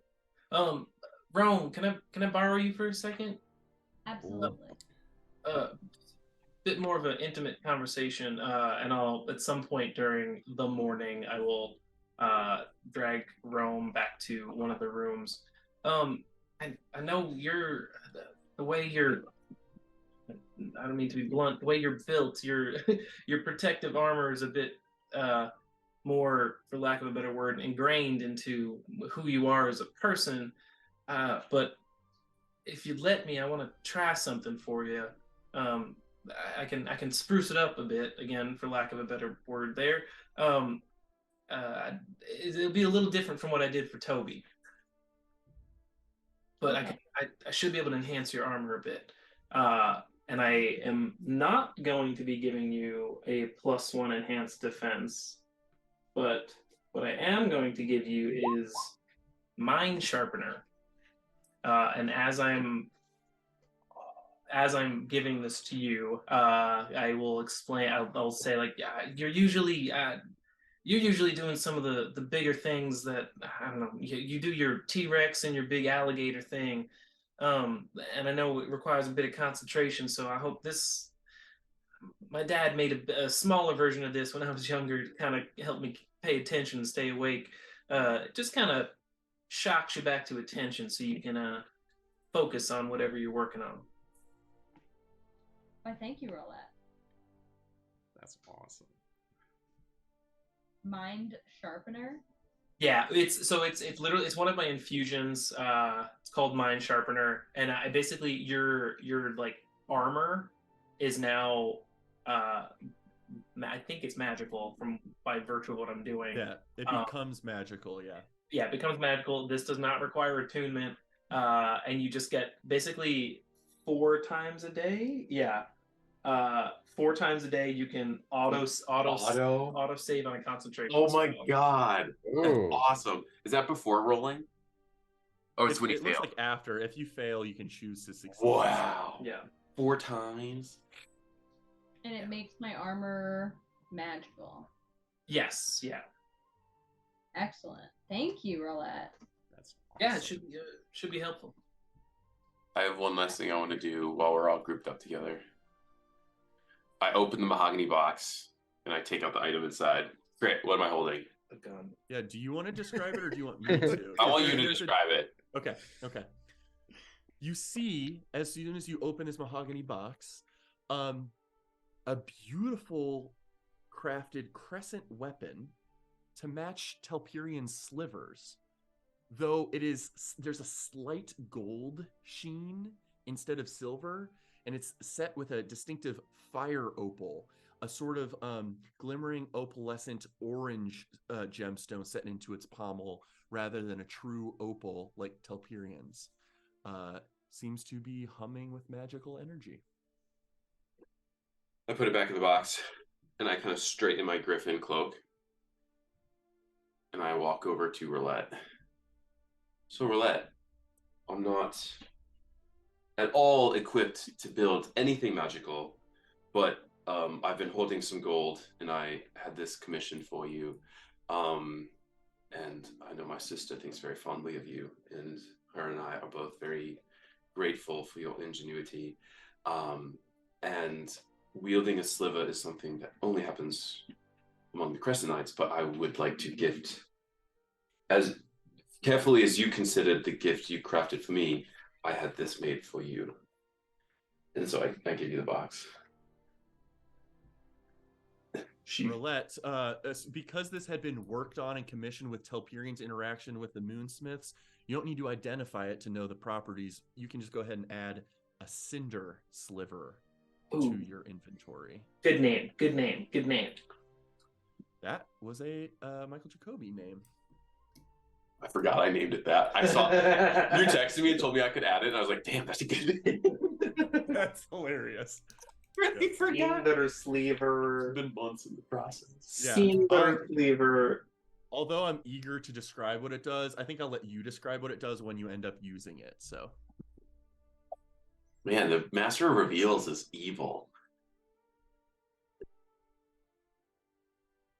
That's all I had. I'm good. okay. Well, with that, I feel like that's a pretty good spot to end the session. When we come back, you guys can discuss how you're planning to move forward. Sounds like moot stuff is happening to the east, and you could venture right now or at a time of your choosing to the northwest to help Fennin and Yuri and maybe meet up with the populace of Forsaken's Hollow at the Elealor ruins. You guys let me know. But yeah, we'll pick up from there next time. GG, crew. Sorry for the combatless session, but there's some awesome RP on all accounts, so that was awesome. Hell yeah. A new power. Ooh, That is yeah. wild. I can't believe that just I happened forgot out to of tell nowhere. the whole. Yeah, I forgot to tell the whole group, but we can talk about it now. Oh my god, it's gonna be so convenient. You guys can just think at me now. Hey, that's a lot of pressure to be the battle tactician from now on. That's the smart fighter though that I wanted to build, so I'm happy for that. Silent Commander. That's Yeah, but you can't the tell. silent commander. How do you plug your ears? You know what I mean? Like, I can you turn it intentionally off? haven't told Jiri yet because because So, I don't know. I might not tell Jiri.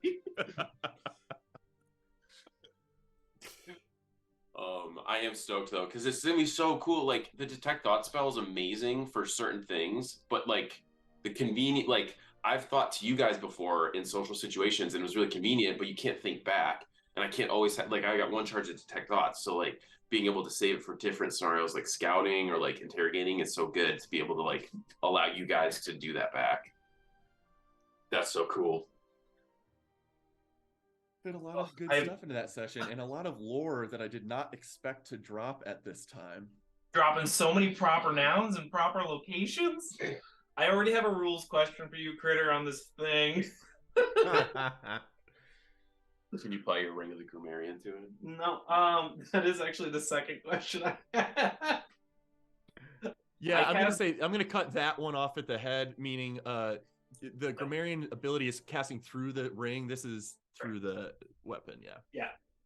I already know what spell I'd want to cast as it, but it's fine. Replace the R with a G. That's hilarious. Anyway. Cool.